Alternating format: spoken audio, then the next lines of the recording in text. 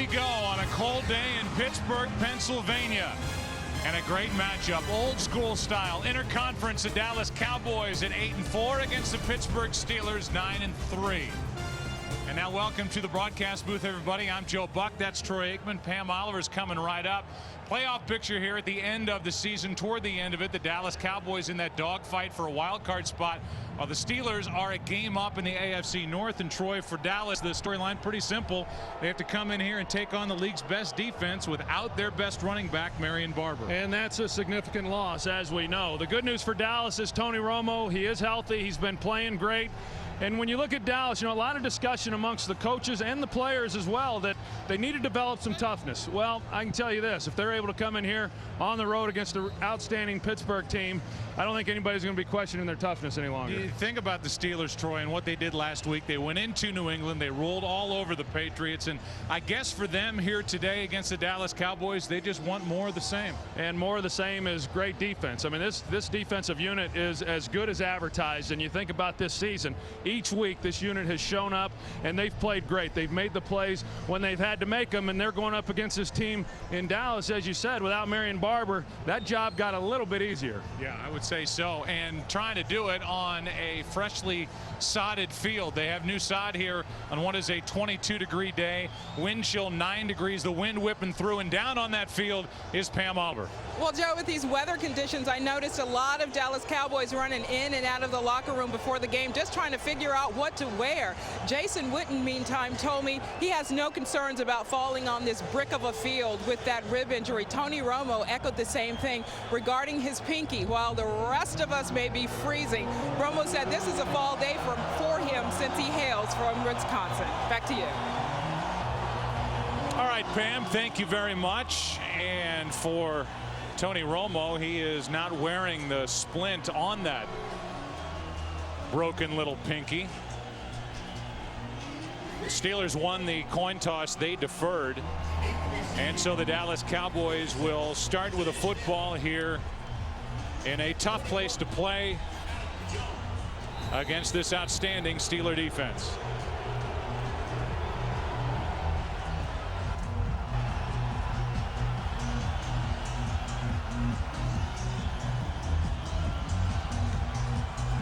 That's how windy it is.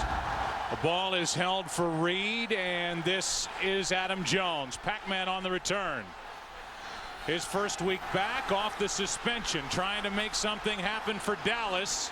He goes down short of the 30.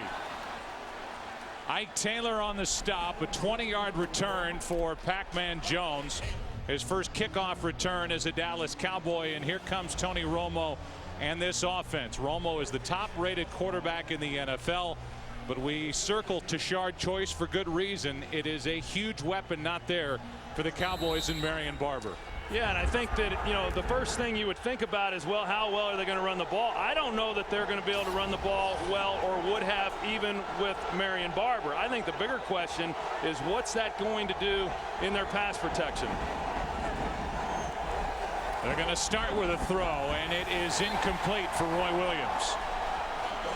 Take a look at this defense, and they have the trifecta working here with the Pittsburgh Steelers. They are #1 in overall total defense, #1 in run defense. They're allowing just over 70 yards on the ground per game, and #1 in pass defense, the top scoring defense. Name a stat, Aikman, I can tell you they're the best. They're as good as I've seen in quite some time. You know, I had a chance to play against that Baltimore group in 2000. I think this group is every bit as good. Second down and 10. Handoff is to Choice. Polamalu on the tackle. Choice picked up 2. TASHARD got a chance to play a little more in the Cowboys' last game on Thanksgiving when Marion Barber went down with 3:47 left in the second quarter, had 1 carry in the second half, and then shut it down. And in that game, 11 carries, 57 yards. Now it's 3rd and 8.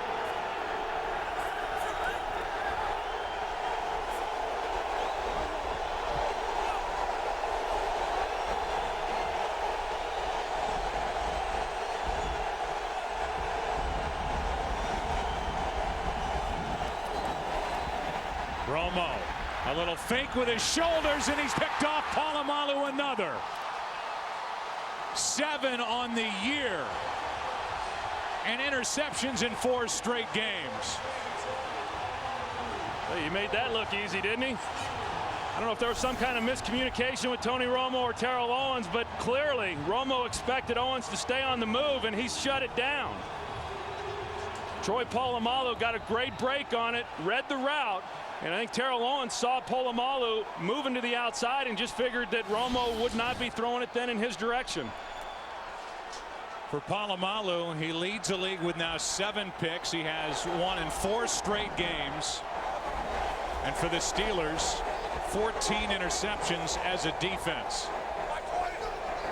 They take over at the Dallas 46. And whistles and penalty flags before the snap. Delay a game, not a good start.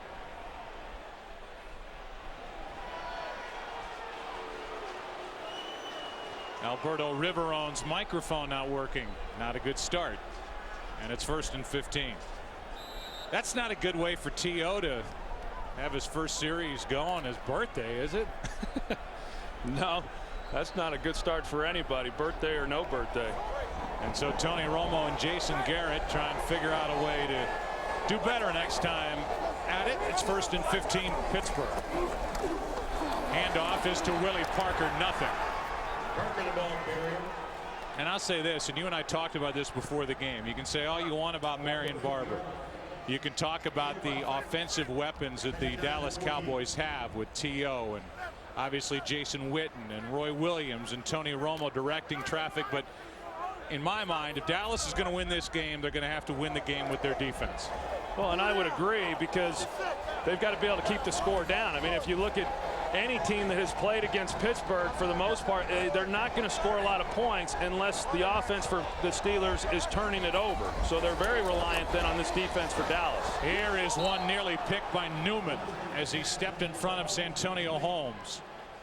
And so now 3rd and long, 3rd and 14 for Pittsburgh. And we look at Ben Roethlisberger, who Troy has done nothing in the NFL but win since the moment he got here. And I think at the end of the day, that's how you judge every quarterback, and he's won as well as anybody during the time that he's been playing. And you know, somewhat of an inconsistent year up to this point, but I think a lot of that has had to do with the fact that he just hasn't been healthy. Now, he did slip during practice this week, injured his knee, but by all accounts, this is the healthiest he's been in a long time. 3rd down and 14. Roethlisberger with a pocket hits Antonio Holmes.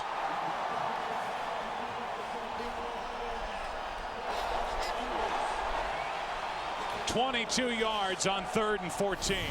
Yeah, and Pittsburgh clearly knows that if they're going to be able to throw the ball effectively, they've got to do a good job against DeMarcus Ware, the NFL sack leader. You got Max Starks at left tackle doing that job, and then on the outside, good execution with the route combination, getting Santonio Holmes in the zone in front of Terrence Newman.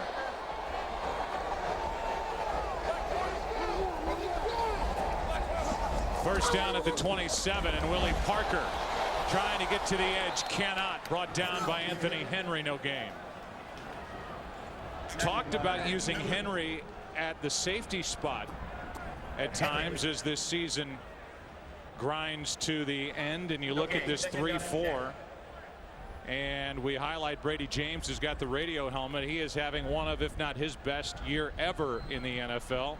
Not one of the 13 Pro Bowlers that the Cowboys sent to Honolulu last year. And I think he was disappointed about that last year, and he's having a better season this year, and I think that in talking with him, he expects to be going over to Hawaii at the end of the season. 2nd down and 10, and the pass is behind his tight end Spaeth, and Roethlisberger has to roll over and push himself off the ground. Under pressure, and the throw is behind the tight end. It's 3rd and 10. Tell you what, that last 3rd down that Pittsburgh was able to convert, that was a big conversion. Dallas has been pretty good overall on 3rd down, and with the short field, the turnover, if they'd have been able to get out of that possession without giving up any points, that's pretty good. From where they're at right now, they're certainly within field goal range.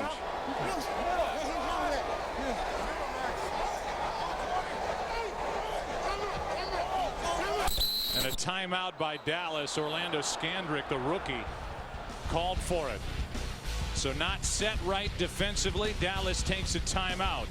3rd and 10 when we come back. Today's game on Fox is sponsored by Southwest Airlines. Low fares, no hidden fees.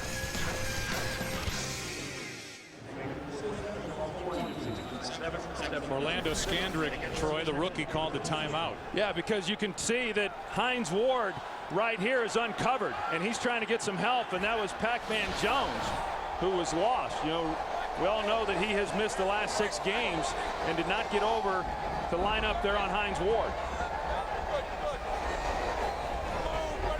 3rd down and 10.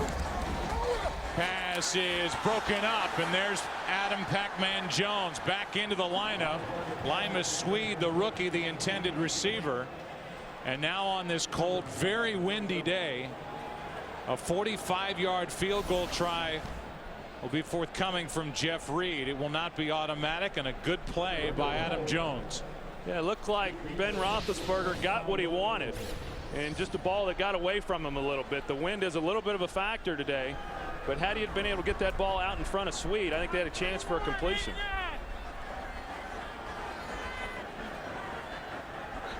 This is a kick more with the wind, and it is pushed wide to the right. So Tony Romo throws the interception to Polamalu. The defense good enough to hold after the Steelers converted on a 3rd and 14. The drive stalls. Wade Phillips is happy, and the Cowboys take over. No score.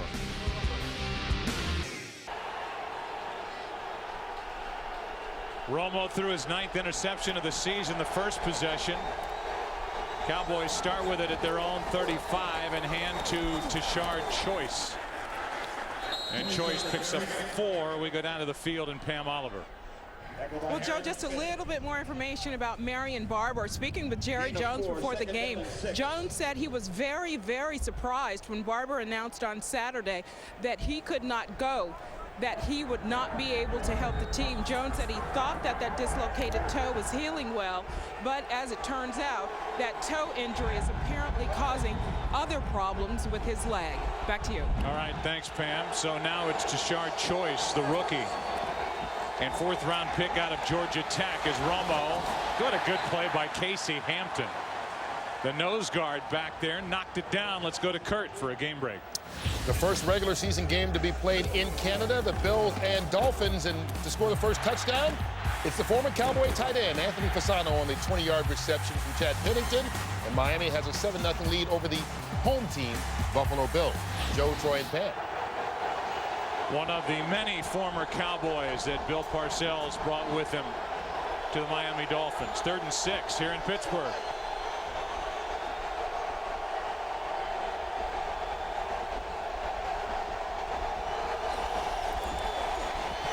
Four-man rush. Pass is complete. 1st down, Witten. And when he needs it, Tony Romo looks for his roommate on the road, Jason Witten, for the 1st down. Gain of 8.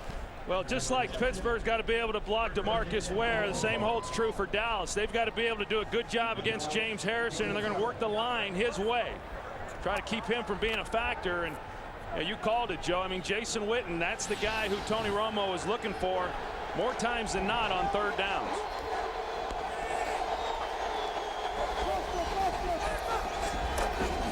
Hand off to Choice. And TASHARD fights his way to midfield. Troy, this part of the schedule from 1997 on has been brutal for the Dallas Cowboys. They have not had a December-January part of their schedule where they have been over 500.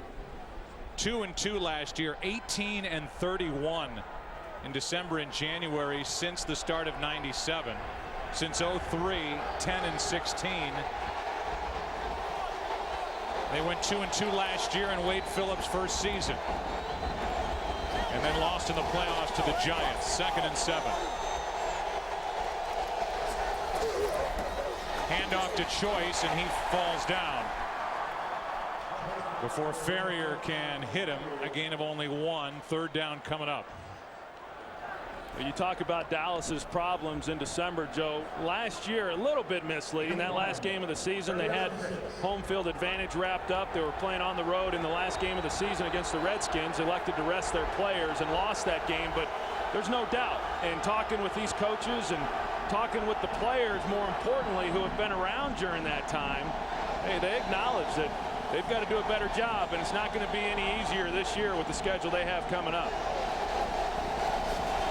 3rd down and 6. A screen for Witten. Gets away from one tackler and now fights and tries to pick up the first down, and Witten has it. What a good effort by Jason Witten to avoid one tackler and then pick up 7 on 3rd down and 6 for a first down. They bring Ike Taylor on the blitz. You'll see him come this way, and then they've got the screen out the other side. You know, sometimes you just get fortunate as a play caller. Jason Garrett calling the screen away from where the blitz was coming. And then if you're able to block the guy who's got him in man, you got a pretty good play. That was a second-year player, Lawrence Timmons, who whiffed on that initial tackle, allowing Witten the room to operate to get the first down. Now it's Choice getting 2. And there's the season for Jason Witten, who is now over 400 catches in his career. And some confusion prior to this snap on 2nd and 8. Plenty of time on the play clock.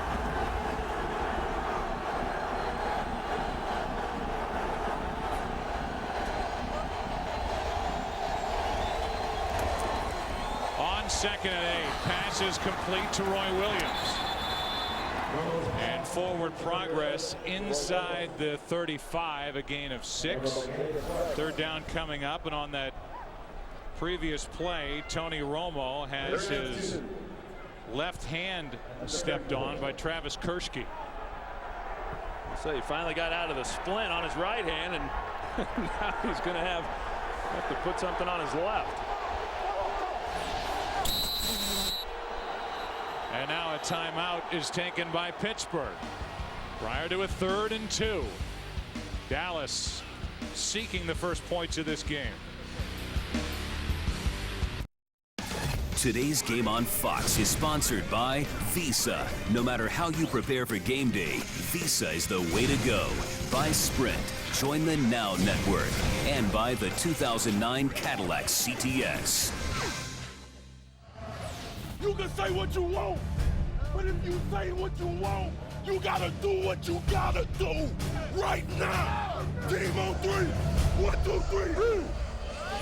Marcus Spears getting his teammates pumped up prior to this game, and Tony Romo trying to get warmed up during that timeout taken by the Steelers. Yeah, the Wisconsin boys get a little cold.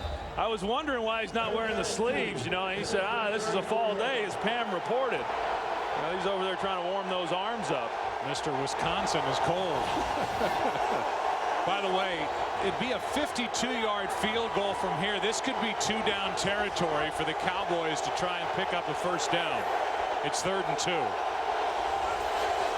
How about a toss to Terrell Owens, who started the play in the backfield, and he is brought down half a yard shy of a first down by Ferrier. Let's go for a game break. Here's Kurt Menefee. You know, people talk about matchups. Kansas City's 2 victories this year against the Raiders and the Broncos. Today, taking on the Broncos, this is Maurice Leggett with the interception, taking it 27 yards back, and it's 10-0 Kansas City with a first quarter lead in Denver. Joe, Troy, and Pam. All right, Kurt, so we will certainly get everybody updated, not just on the scores, but on the playoff picture as we go through the day. Terrell Owens, it certainly appeared, was short of first down yardage with the initial spotting of the football, and they are. And in my estimation, this would really be asking a lot of Nick Folk to knock it through for a field goal. And it looks like Dallas will go for it here on 4th and inches. I don't even know if this is much of a decision here. No, I don't think it's a decision at all, Joe. And normally in this situation, you know, 4th and short, you're turning and handing it off to Marion Barber.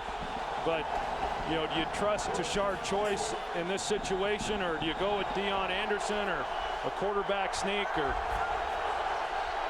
certainly changes what the what the strategy will be for Dallas. You saw that graphic. There have only been 2 field goals as far as 50 yards in the history of this stadium. They're in their 8th year of playing at Heinz Field. It's 4th and inches.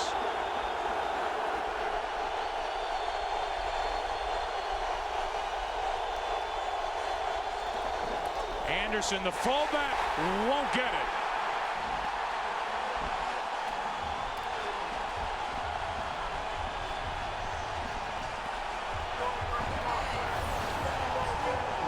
Just look in the middle right here and see that there's just no push. You see Casey Hampton, he gets a little high, but then you've got Harrison who's coming underneath of that, and he gets inside Jason Witten on the block. The #1 ranked defense in the NFL stood up tall on 4th and inches. Dallas Cowboys were the best 4th down offense in the league, coming in 6 for 7, but they had done that obviously against teams not named the Steelers. James Harrison made that play, and now Mwelde Moore carries it, but a penalty flag is down on the gain of 3 by the former Viking. Offside, number 94. Defense, 5-yard penalty. First down. Back to that 4th and inches. Yeah, they got to push inside here in the middle, you're going to see. And here's James Harrison. Had Deion Anderson had just stayed play side behind Leonard Davis, they probably pick up this first down. But James Harrison able to come underneath Jason Witten and beat him. He's the guy who makes the play. I mean, I'll tell you, Steelers are grown accustomed to this guy making plays week in and week out. First down and 5. Roethlisberger in trouble. Buys some time and completes it to Mwelde Moore. And even though Ben Roethlisberger is a big body, 6'5", 241, he has the ability of buying extra time, and that was good for 12 yards. It's pretty remarkable, really, when you watch him, and he's been doing it ever since he came into the league. I mean, he's able to buy time, move around, and he's one of these guys who, a lot like Tony Romo, in that as he moves around within the pocket, he's not looking to run. I mean, he's looking to get the ball down the field, that time finding more for the first down.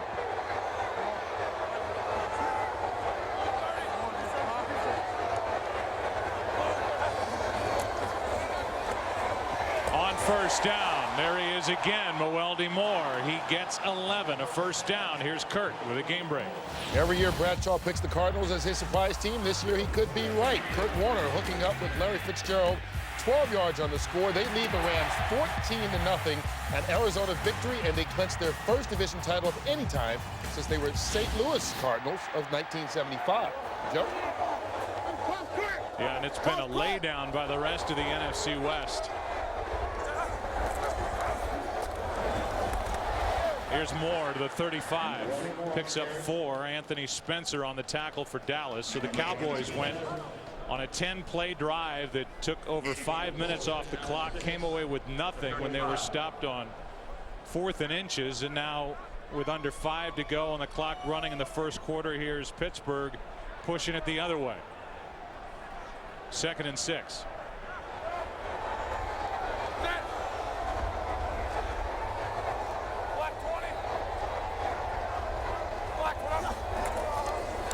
Handoff to Moore running left. Nothing out there, and a good play by the Dallas defense as Marcus Spears makes the tackle, and DeMarcus Ware was there as well. Bowen, who's one of the backup defensive linemen in there for Dallas. They had good push up front with that defensive line. Yeah, and this Pittsburgh team, you know, I mean, as we well know, this is a group that wants to run the football. Bruce Arians, the offensive coordinator. It's what the Steelers have been built on for many, many years. This year, they've been extremely inconsistent being able to do that. 3rd down and 7.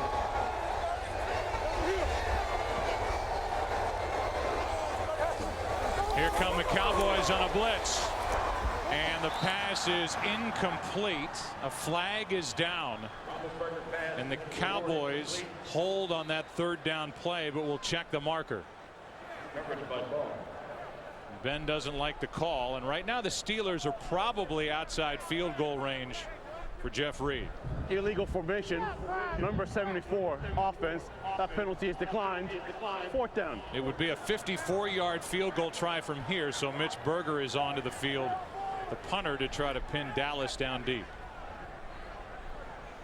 I'll tell you, so far, these defensive units, of course, you expect that from Pittsburgh. They make the play when they had to, and Pittsburgh's been able to make some plays offensively and move the football, but when Dallas has had to do something, they've been able to make the play as well. Berger hits it. Pac-Man Jones muffs it. And then the fight for the football. Jones got back on it. But a mental mistake as much as anything, as he tried to field it down inside the 10 and then just got ripped out of that pile. But it's Dallas's football. The call is the Cowboys have the ball after this. Well, it's every man for himself. Once you get to the bottom of that, he has it there. Does he have possession? And you see the Steelers, they just start going after the football at that time and just completely pull Pac-Man out of the pile. And the football as well. But the call is it's Dallas's football.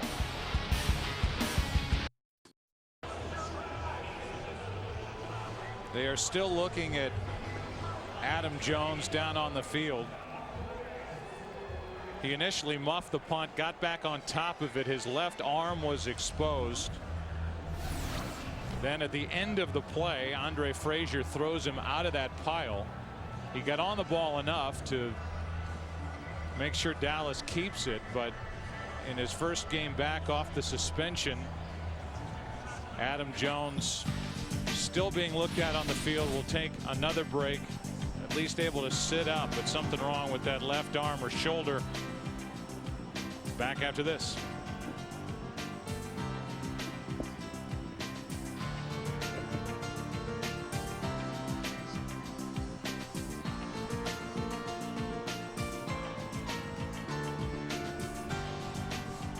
Evidently, we're going to stay here instead of take a break.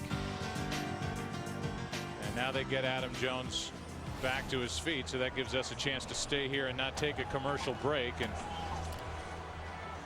suspended in the end, missing 6 games. Kieran Fox over to check on Pac-Man Jones, who was suspended on October 14th for violating the NFL's conduct policy again at an altercation at a Dallas hotel. Underwent alcohol treatment in an inpatient facility in the Boston area, other counseling. Now he's back. This is his first game back, and he'll get further medical attention over on the sideline for Dallas. And the Cowboys, who have had 2 possessions.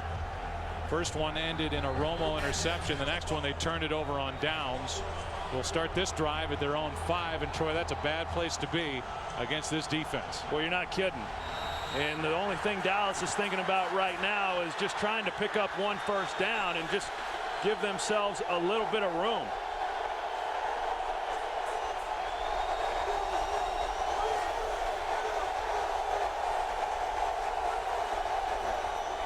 Joyce gets it. Picks up 2. James Harrison, the first one there for Pittsburgh. How about the story with James Harrison? Well, I tell you what, I mean, James Harrison, the story is unbelievable, and yet he's a guy, if you didn't know who he was after last season, you should know who he is now. And you've got to get down there and make a play. I mean, that's Martellus Bennett, who's trying to shut him off. We've already saw him make the play on 4th down, similar to that on Jason Witten. But this guy's relentless. I mean, he does not stop. Sometimes you can get away without blocking the backside pursuit. James Harris is not one of those guys you can let free. Play clock is winding down, and Dallas has to take a timeout. Jason Witten had limped off after that last play, and so Tony Curtis, who was in there, having a tough time getting lined up, and that's not a good sign for Dallas, as their top receiver is not on the field as they were getting ready for a 2nd and 8 play. Well, I'll tell you what, I mean, if you are in this game without your #1 running back in Marion Barber, and then all of a sudden you lose Jason Witten, I mean, those are 2 obviously key guys that Dallas desperately needs.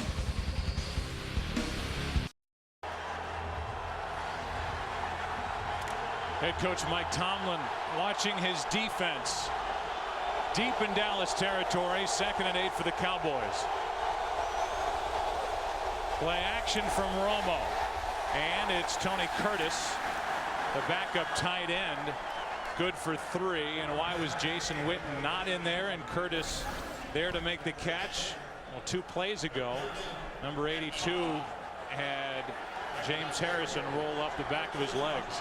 I tell you, you see that time and time again. It's actually surprising to me that it doesn't happen more often with offensive linemen and running backs falling on the back of their legs. And here Jason Witten is making a block, and next thing he knows, he's got James Harrison rolling up on his ankle. 3rd down and 5. Terrell Owens without a catch so far today.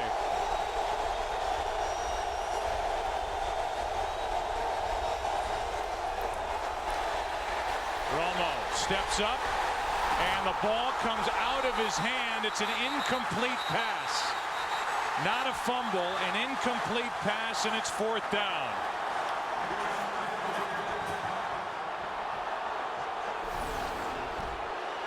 The arm, Troy, certainly looked like it was coming forward, and there's no doubt that is the definition of the tuck rule. And it's an incomplete pass and 4th down for Dallas. Yeah, there's no doubt, Joe. I agree. I mean, that's the tuck rule. As long as the arm's coming forward and the ball is still in the possession, then at that point, anything that happens thereafter will be ruled an incomplete pass. That's a good call. Paulescu hits it into the wind, and a fair catch is called for and taken in by Santonio Holmes. And so now we welcome you inside our broadcast booth. Joe and Troy with you, and I guess so far the game hasn't disappointed, and it's been a defensive struggle to this point. Yeah, and that's certainly what we expected. I mean, we definitely expected that from Pittsburgh. I mean, this group, when you think about it, has not given up 300 yards of offense all year long. I mean, that is completely remarkable to me, and they come out again. They're the group that sets the tone each and every week, and here they've done that in the first quarter. The Steelers start this day 9-3, a game in front of the Ravens in the AFC North. Baltimore plays tonight at home against Washington. Hatcher got back across, and the pass is dropped by Santonio Holmes. Let's go down to the field. Here's Pam. Well, Joe, a bunch of news for the Cowboys injury front. First, Jason Witten, he's got an injury to his right ankle. That's all they'll say for now. Adam Jones has a shoulder stinger. And finally, Terrence Newman, he is suffering from some blurred vision, so they're keeping him out for the moment. It's been a rough year trying to stay on the field for Terrence Newman. You saw Pac-Man Jones back on the field for Dallas. It's 2nd and 10. A late snap, and yet a completion to Heath Miller. Ball comes out. The fight for the football, and the Cowboys have it. The initial call is a fumble, and the Cowboys recovered it. The ball is marked down at the Dallas 46. Let's take another look. Yeah, it looked to me, Joe, like the ball did come out before his knee or anything else got to the ground, and sure enough, I mean, his hand's on the ground, but that's okay. Ball out. It's a good job by the official seeing that. You see Brady James coming in and knocking it loose. So a forced fumble by Brady James, and then Ken Hamlin comes out of the pileup with a football. So now each side has turned it over, and Dallas starts this one at their own 46.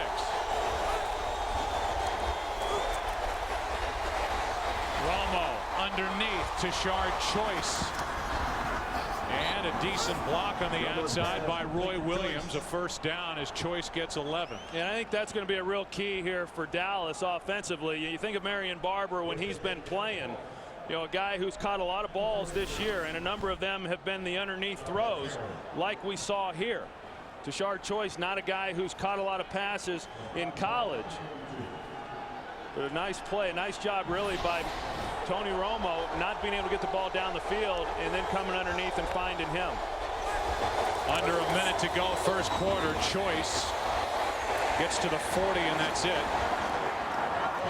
actually mark him with forward progress to the 41. Let's go to Kurt for another game break. Brett Favre, yes, any chance to mention him, we try to take advantage of. He gets the rushing touchdown from 2 yards out against San Fran. His first rushing touchdown since 2006. And the Jets trying to hold on to the AFC East lead. They're tied at 7 apiece. Joe, Troy, and Pam. All right, Kurt.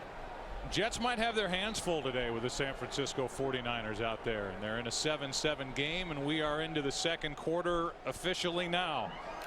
0-0 here in Pittsburgh. Cowboys and Steelers. Witten trying to get back out there. Dallas with the ball. You know, the interesting thing there with Tony is he doesn't even have it. Or yes, he does. I was going to say I didn't see the pouch there because you see his hands. I mean, he's trying to get his hands warm. I would think that he'd have those hands inside his pouch as often as possible. 2nd down and 9. Witten is back in the lineup for Dallas.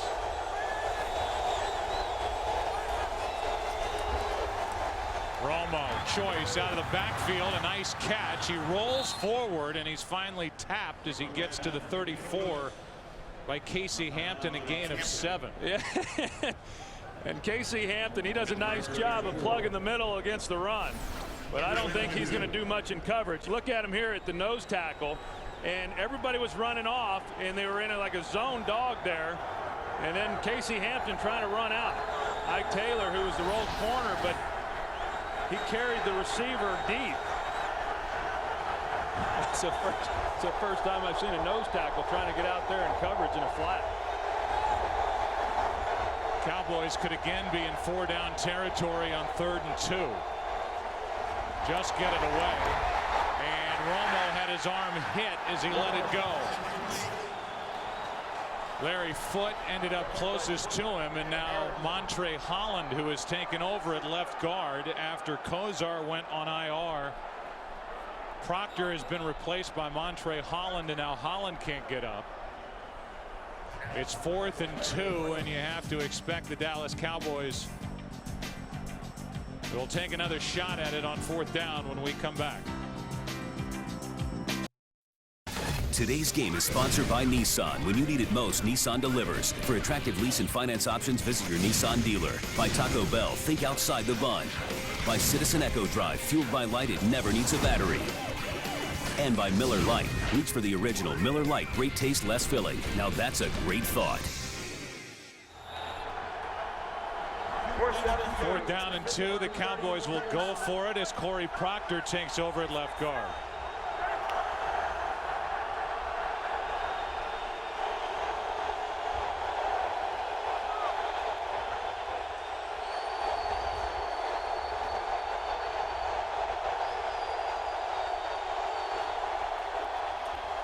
Romo, this one got away. Sailed out of the hand of Tony Romo in the direction of Terrell Owens. And again, this Pittsburgh defense good enough as the Cowboys turn it over on downs. Yeah, it looked like initially Terrell Owens gave a signal there to Tony Romo to let him know what he was going to do. He's on the slant. Romo looks his way, but he was open much earlier than when Romo went to throw him the football right there in the hole. He waits on it, but whether he had thrown it in the first window or waited to where he was in the second window as he did, ball just getting away from Tony Romo. Throwing with the wind. Wind about 15 miles per hour, and that one came out of his hand odd and then just took off. So now the Steelers from their own 34. Toss to Willie Parker running right. And good work by this Dallas defense stringing it out. A gain of only 2. Chris Canty is in there to make the stop for the Cowboys. And we look ahead to next Sunday. Here are the games on our slate, including the Redskins at Cincinnati, Tampa Bay at Atlanta, big game in the NFC South. Troy, Pam, and I will be out in the desert for the Vikings and the Arizona Cardinals. Terrence Newman back in the lineup for Dallas at left cornerback. 2nd and 8.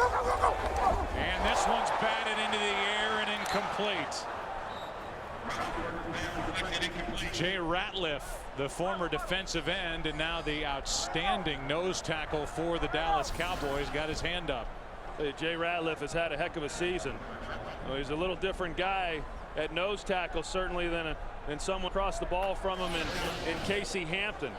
You know, he's a very agile guy. He's a good run stopper, but he's been outstanding in terms of rushing the passer.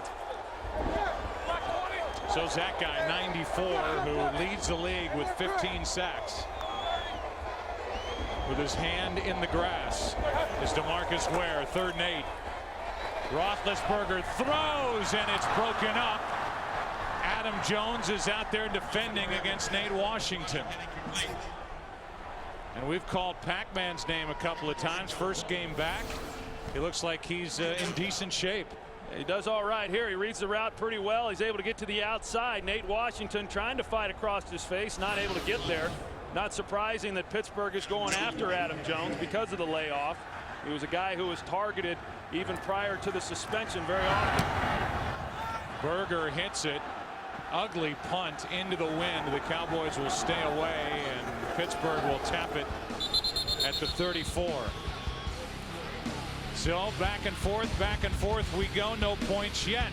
Cowboys have it after a 29-yard punt. Livers.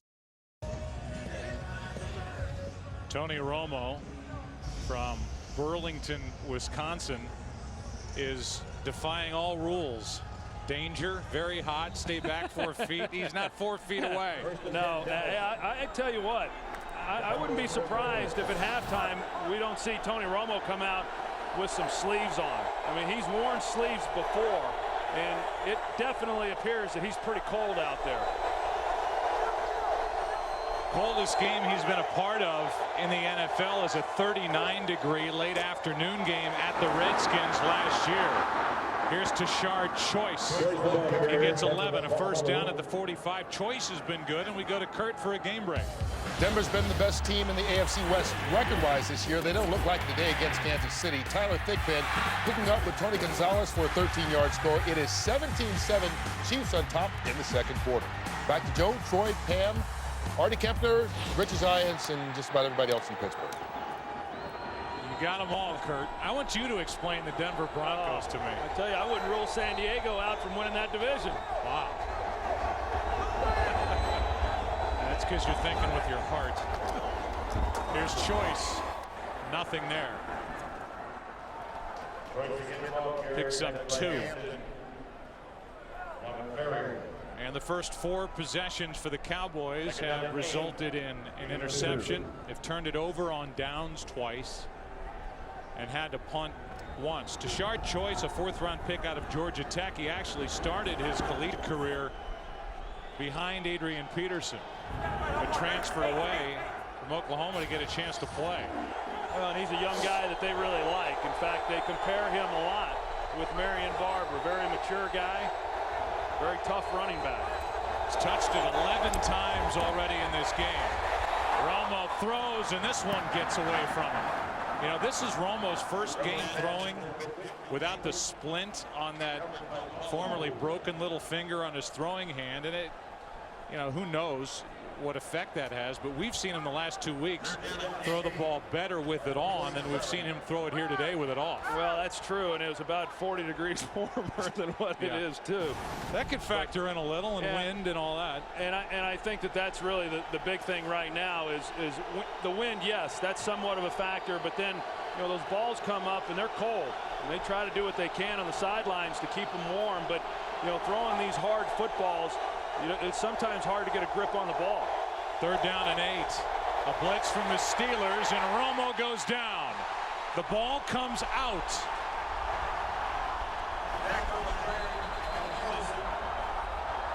No signal yet from this crew, and now they're saying Pittsburgh has it.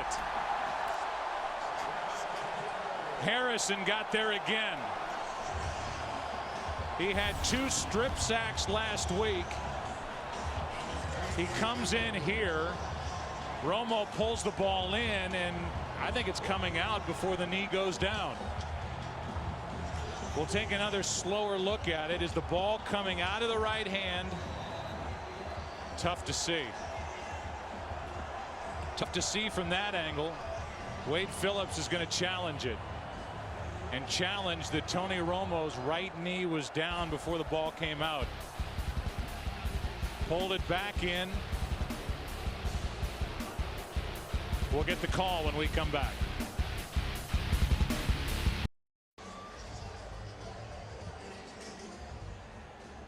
Well, Tony Romo now over on the bench talking to Jason Garrett. The challenge by Dallas saying that Romo's knee or elbow was down before the ball comes out. It is really tough to see no matter how many times we look at it. The knee is down now. Is the ball coming out? Was the elbow down as the ball was coming out? Remember, the call on the field is that it's a fumble. Well, the other part of that, Joe, is, you know, you look at it at first and you say, well, is the tuck rule in effect? But once he brings the ball to his body and has possession of it, then the tuck rule is no longer in play, and then it's just a matter of, okay, does the ball come out before his knee hits the ground? The ball's still in his hand, but it looks like it's loose. I don't think there's enough there to overturn this. As the quarterback is coming down, the ball is loose. Therefore, it's a fumble. The ruling on the field is confirmed. Dallas has been charged with a timeout. That is the final timeout of the half. How about James Harrison? He is now tied a club record with his 15 sacks. Mike Merriweather had 15 for Pittsburgh in 1984. And Harrison now has 13 forced fumbles in his last 23 games, and he has 3 in the last 2 weeks. Yeah, he came into this week's game leading the NFL in forced fumbles, and then he has another one. I mean, he's been a one-man wrecking crew here in this first half.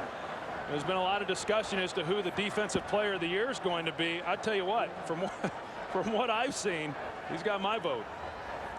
And so now Pittsburgh, working into the wind, has a first down at the Dallas 45. These are two franchises that have each won 5 Super Bowls. They've met in 3 of them. Pittsburgh winning 2 over Dallas in the 70s, and then the Cowboys winning the last in the 95 season, Super Bowl 30. Here's Mewelde Moore. Picks up 7. Here's Kurt Menefee, who is busy. Kurt. Working hard, brother, working hard. San Francisco against the Jets. Sean Hill hooking up with Frank Gore. San Francisco leads at 14-7 in the second quarter. Guys, the Jets have suddenly hit a bump in the road after that 5-game win streak, losing last week to Denver and now trailing in San Fran. Joe, Troy, and Van.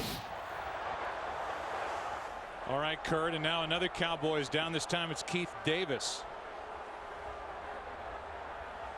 He made the tackle on Mewelde Moore, and now he can't get up, and the ranks are getting thin at the safety position for the Dallas Cowboys. Boy, and that's for sure. I mean, here he is, 29. See if we can tell what might have happened to him. Hard to tell there, but you're right, Joe. I mean, a position for Dallas where they're awfully thin. They have Roy Williams, who's on IR with a broken forearm. The multiple-time Pro Bowler. They have Patrick Watkins they just put on IR this week with a stinger, which allowed them to activate Adam Jones.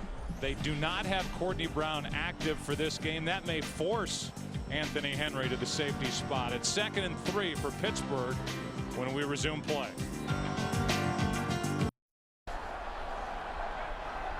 Keith Davis now, who had taken over as the starting strong safety, needs help to get off the field. Trey Battle, a first-year player, is back there at safety, and a completion to Hines Ward, who is brought down half a yard shy of a first down by Zach Thomas.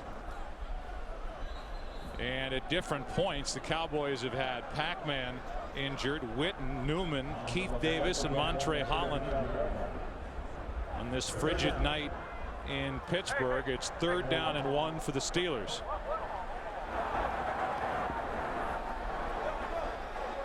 Right now the Steelers are out of field goal range going toward this end of the field for Jeff Reed.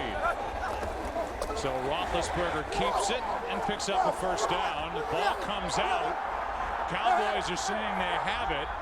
The officials look at one another, and Dallas takes over.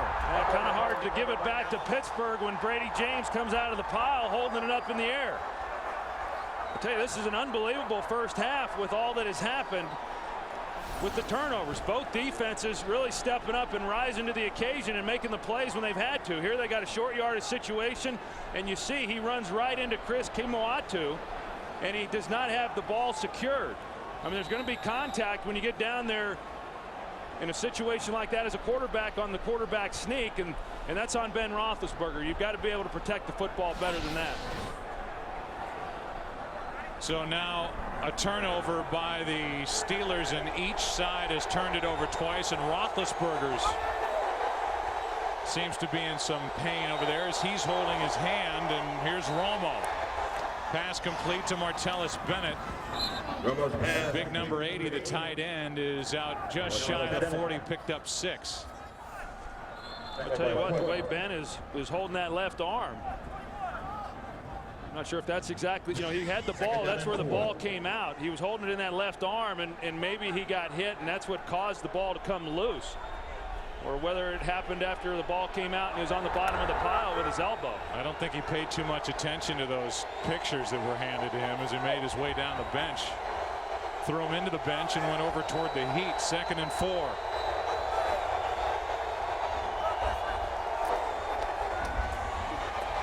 Choice picks up a blitzer, and the pass too high for Roy Williams, and then Ryan Clark almost came away with an interception.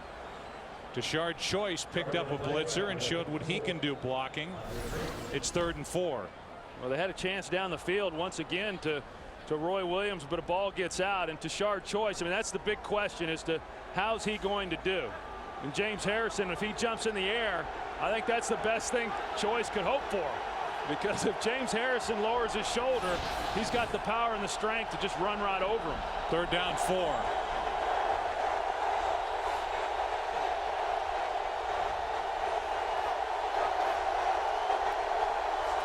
They just get it away, and Choice stumbles and falls down short of 1st down yardage. It's 4th down. That's a couple of times in this first half that TASHARD Choice has had trouble keeping his feet, and Terrell Owens, the frustration is mounting with him as he's been shut out, turning 35 years old today. But could you imagine being TASHARD Choice in this game? I mean, here you are making your first NFL start against the #1 defense in the NFL in every category. I mean, you can only imagine how fast his mind is racing. Punting with the wind is Paulescu, with Santonio Holmes waiting for it for the Steelers. And a good punt. Line drive over the head of Holmes, and it will be tapped down at the 6. Scandrick downfield to tap it for Dallas. This became much less of a must-win situation for the Cowboys because of the Falcons' loss earlier today in New Orleans. You saw the 4 divisional leaders, now the 2 teams that at the moment are out front in the wild card picture. But there's Dallas, and even if the Dallas Cowboys do not win this game here today, they would be 8-5, same as Atlanta. But because Atlanta lost to New Orleans, it's an NFC conference loss for the Atlanta Falcons. This is not a conference game for Dallas, and then Dallas goes back on top of Atlanta in the playoff picture. I'll tell you though, if Dallas loses this game, they pull a lot of teams into the race. That's Parker picking up nothing. If Dallas loses this game, a couple of things happen. The Giants clinch the division, the NFC East, but like you said, it pulls the Washington Redskins right back into the heart of the picture, and it certainly keeps the door open for the Philadelphia Eagles, who won today in convincing fashion at the Meadowlands. Yeah, and even a team like the New Orleans Saints, you know, they would be 1 game back also. 2nd down and 10. Another handoff. It's Willie Parker. A lot of dancing. Picks up 4 to the 10. I know this has been a really frustrating year for Willie Parker, and you know, even at the end of last year with him breaking his leg, he was leading the league in rushing at the time that happened, the 15th game of the season, and comes into this year with high expectations and gets off to a great start. Actually surprised some people with how well he ran the football in the first 2 games of the year, over 100 yards in those games, and then goes down. And since then he's just not been healthy, and it's been good having a guy like Mwelde Moore, who was their third running back, their third down specialist, and for the most part, he's played very well when given his opportunities this season. 3rd down and 6. And penalty flags prior to the snap as Hines Ward was moving. False start. Number 86, offense. 5-yard penalty. 3rd down. I tell you, it's just you look at this game right now here in this first half and what has transpired. Both defenses playing great, and offenses just making a lot of mistakes right now. Really some uncharacteristic mistakes. When you've got a guy like Hines Ward, a veteran player, one of the smartest players on the field, with a pre-snap penalty, you just don't typically see that from a guy like him.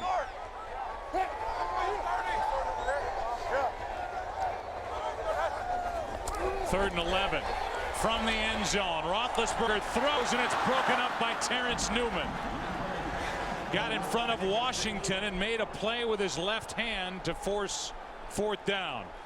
Really a nice play by Terrence Newman, because he's on the outside on Santonio Holmes, but he falls back underneath it to make a play. I mean, you're figuring that he's going to be out of the play because he's covering Santonio Holmes, who was nowhere near that. But Terrence Newman recognizing it and able to come underneath and get a hand on the ball. Good luck, Mitch Berger, punting into the wind from the end zone, and it goes nowhere. It is hit, kicked forward, recovered by Pittsburgh, but did it hit a Dallas player when it was bouncing around? It stays with the Dallas Cowboys for now. Now the official changes his mind and points the other way. So initial confusion, they said Dallas, now Pittsburgh. The ball was touched by the receiving team, recovered by the kickers. 1st down, Pittsburgh. Well, the punt went nowhere into the wind, and let's see who this hits. Right there. It hit Trey Battle, number 35, and it went off his leg, and Lawrence Timmons was there for the recovery. Well, and you called it. I mean, they're punting into the wind. I'm sure Battle's expecting that ball to be much further down the field, not anticipating it would get held up the way that it did.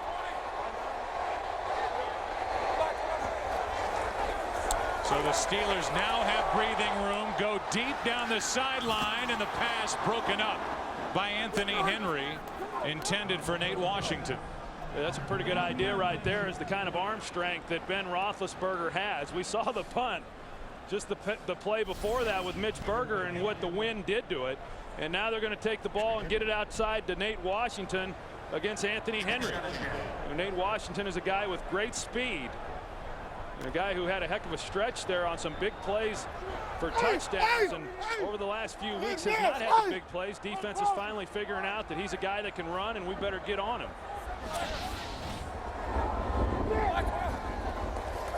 On 2nd and 10, they fake a reverse and throw for Hines Ward out of his reach. Now it's 3rd down and 10, and for both teams, there's been only one play that's gone for more than 12 yards in this game. Otherwise, it's been dominated by the defense. The turnovers. Dallas, Troy's turned the ball over 3 times in this first half. And really, they haven't suffered anything to this point on the scoreboard because of it. Yeah, and we talked about it coming into this game that, you know, really the burden was going to be on this Dallas defense, because you know pretty much what you're going to get or what you're not going to get against Pittsburgh defensively, and you got to lean on your defense, your own defense, in order to hold things in control. Now 3rd and 10 underneath. It's Mwelde Moore, and another good job by this Cowboy defense. It's 3 and out. After the turnover on the punt, Kevin Burnett made the play, a gain of only 7, and the crowd getting frustrated with what they're seeing offensively from their Steelers. Yeah, they just haven't been able to figure out exactly what they're going to be able to do against this Dallas defense. We saw them on that possession. They take the deep shot on 1st down. They had a shot on Hines Ward there on 2nd. They weren't able to connect. Better punt this time by Berger, and Patrick Creighton will, I think, wisely let it go by him, and now a fight breaks out. Terrence Newman in a fight with Anthony Smith. And amazingly, there are no penalty flags thrown, and here's the genesis of that scuffle.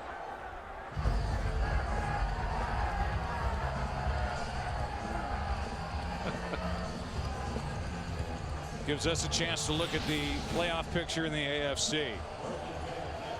You'll see the 4 division leaders. Tennessee won today. They've clinched their division. They're 12-1. Pittsburgh leading the North at 9-3. The Jets at 8-4. Denver 7-5. Then the 2 teams that are at the top of the wild card push. And these teams still are definitely in the hunt in the AFC. Well, that's why this game, typically you look at an interconference game and they're a little less than compelling, but this one, because of what's at stake for both teams. Pittsburgh still trying to win the division as well as stay in it for a first-round bye. Romo throws and he's intercepted. Picked off by Ike Taylor. He tried to force it to Terrell Owens, and Ike Taylor was there for the interception, his first of the year. Well, Ike Taylor kind of baited him on that one because Tony Romo turns it loose thinking that Ike Taylor's got his back to the ball and that he can throw it without him looking. He turns, but he wheels right back around. You know, sometimes you think that you can throw that ball right off his helmet, and if the corner has his back to you, then it's a pretty easy play. But Ike Taylor immediately wheels around. I mean, he's the one guy that had so many changes at the corner opposite him. Ike Taylor's been the one constant all season long. And a nice play by him. How about the Steelers? 5 takeaways last week at New England. They have 4 today. Here's Willie Parker. He gets to the 20.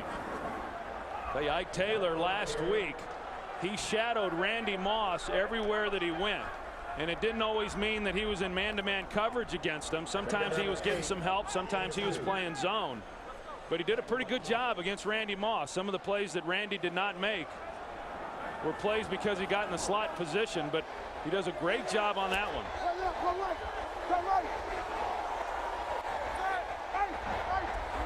2nd and 8.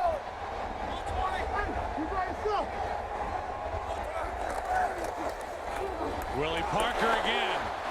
A little more room to run. He's down inches inside the 15. 3rd and short coming up. And this is interesting looking at this right here, because Pittsburgh, a team that has not scored a lot of points, they've been very good when they've gotten in the red zone. And then when you look at Dallas defensively, over the last 3 weeks, they've been outstanding stopping teams and keeping them from scoring touchdowns in this area of the field. Late substitutions for Dallas. 3rd down and 3.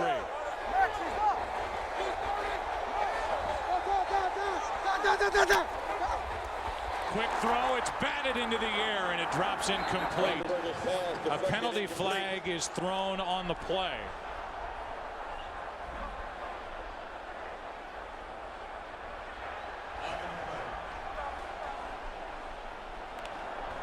Defense, 12 men in the field. 5-yard penalty. The result of the play will make it a first down for Pittsburgh. Allen Ball came running on late. Then Dallas tried to call a timeout, Anthony Henry, but the Cowboys are out of timeouts.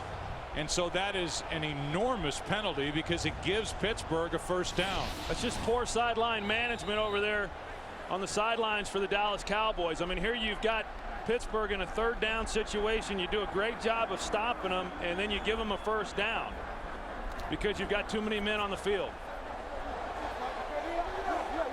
So it's 1st and goal.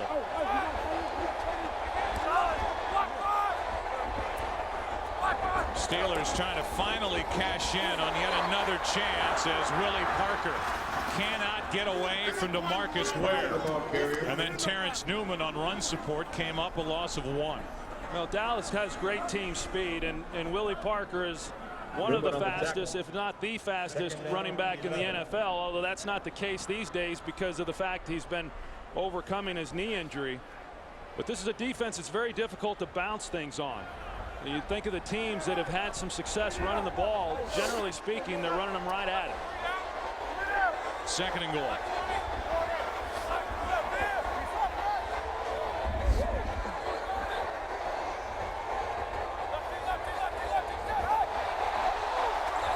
Now whistles prior snap. It looked like Dallas got back defensively, and then there was movement by the Steelers on their offensive line, and the officials talk about it. Boy, Anthony Spencer was out there in coverage on Willie Parker on that player. Who do you prior like to the snap. Who do you like in that one? I'd take fast Willie Parker against linebacker Anthony Spencer. Yeah, bad knee and all. The movement may have drawn Pittsburgh into the false start. Neutral zone infraction. Defense, half the distance to the goal. Replay second down. I agree with you, Joe. I think that they did get back, but in their attempt to get back, it's what ultimately drew Pittsburgh into the false start. So that's why Dallas got called.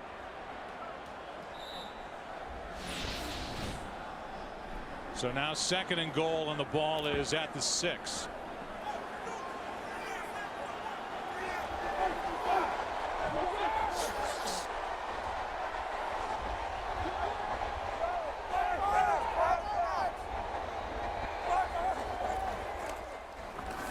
Roethlisberger throws, and it floats out of the back of the end zone. Santonio Holmes, the intended receiver. 3rd and goal from the 6, and Holmes says he was being held on the play. I'll tell you, it'll be a real disappointing series for Pittsburgh if they're not able getting down this far and not being able to come away with 7 points. Sit still. You need to sit still.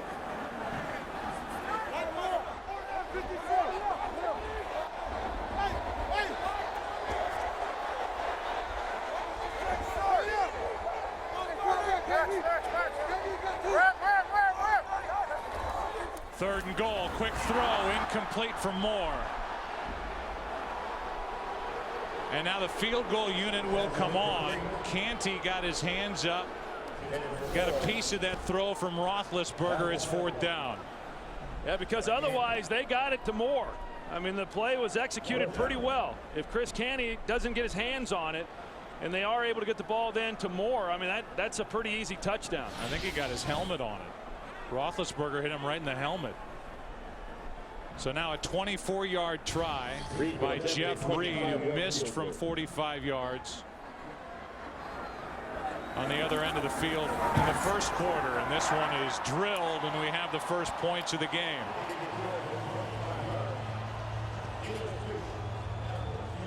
So the 24-yard field goal is good by Reed. And here's the ball thrown low by Roethlisberger right off the front of the helmet of Chris Canty. And a lot of talk about the BCS. And don't forget, the BCS selection show is coming up tonight. The games are over, and now college football's best teams will find out who they will play in college football's best games. A live primetime special that you can only see on Fox. The All-State BCS selection show tonight, following the OT. And we'll have plenty to talk about in the OT with everything going on around the NFL, and the playoff pictures updated, highlights, post-game sound. That's right after this game here on Fox. A convincing win certainly by Bob Stoops and the Oklahoma Sooners last night as they throttled Missouri. That game took place on the heels of the Florida Gators taking it to Tide. Yeah, congratulations to the Florida Gators and the job that they did, and even Nick Saban. I mean, what a turnaround he's done with that program, and well, that whole BCS thing. I don't know. I mean, I think that I speak for a lot of people and would sure like to see that championship decided on the field. I know the folks down there in Austin would like to see Absolutely. that as well. And in some ways, I guess you could say they got penalized because they did not play in yesterday's game. They had their season had already ended. The leapfrog Longhorns. This one returned by Adam Jones. Can't get to the 25. This Steelers defense is pitching another shutout. And this defense is attempting to become the 3rd team since the merger to lead the NFL in rush defense, pass defense, total defense. The 75 Vikings did that. The 91 Philadelphia Eagles did that. Reggie White, Jerome Brown, Eric Allen, Seth Joyner. Eagles finished 10-6, but did not make the playoffs.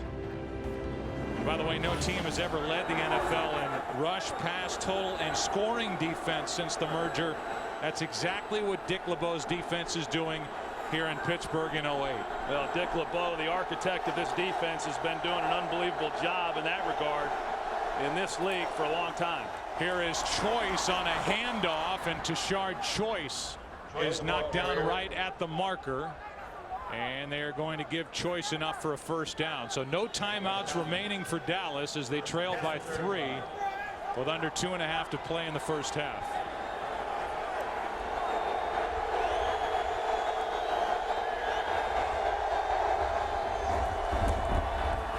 Four-man rush. Romo throws and completes to Witten. He gets 9. Romo's pass complete to Witten.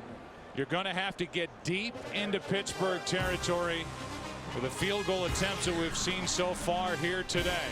2nd and 1 for Dallas at the 2-minute warning.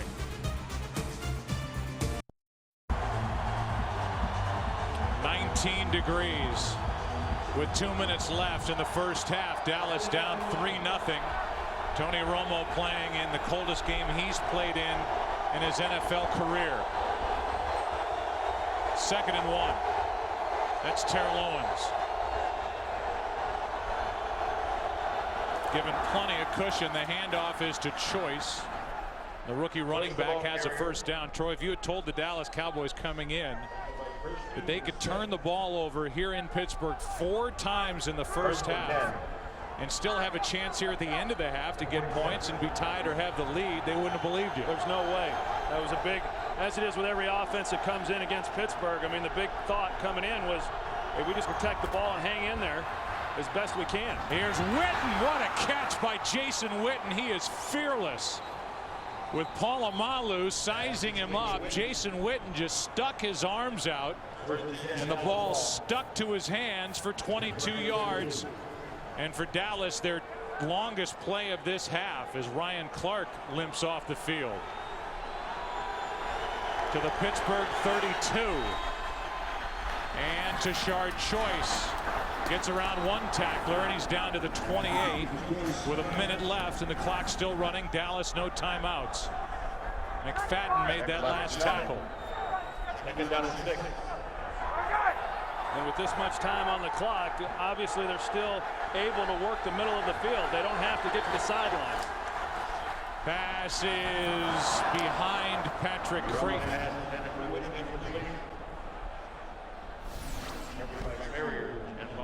Here's Romo. After that last completion to Jason Witten. And the big thing there is that you've just got to be able to communicate the protections so that you can pick everybody up. He's letting the offensive line know where they're going in order to pick up the linebackers that are going to be coming in pass rush. And with that kind of time, then he's able to find Witten. That was on the 22-yard completion to Jason Witten. The Visa halftime report is coming up. 41 seconds left in the half. It's 3rd and 6. Play clock is at 0, and it's a delay of game against Dallas. Delay a game. Offense. 5-yard penalty. 3rd down. Right now the Cowboys are playing with the wind, but with that penalty it's going to take the ball back to the 33-yard line. Then you're talking about a 51-yard field goal try from this spot. It's 3rd down. The Cowboys have visions of a touchdown, but they need to bite out some of this yardage for Nick Folk. And you saw Romo talking to Owens there, may have told him to run a specific route, something other than what the route would have dictated in the huddle. Pass underneath to Witten. They do take a bite out of that yardage. The ball comes out, but they blew the whistle, and the forward progress for Witten is to the 26. It's a 7-yard completion, and it would be roughly a 44-yard field goal try here with the clock running by Nick Folk, who's 15 of 17 kicking field goals this season.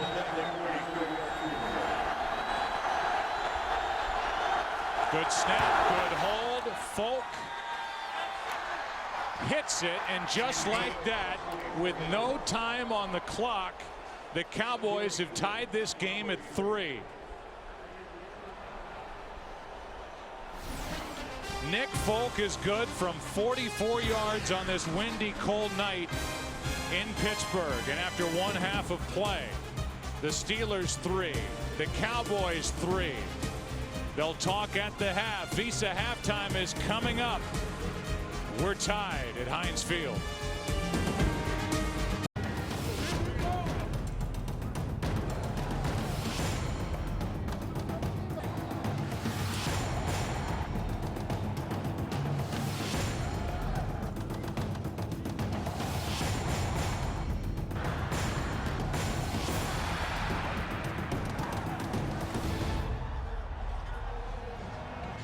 Well, neither offense has been able to do much of anything so far, except for what happened at the end of the first half with Dallas getting it down the field in position for the game-tying field goal.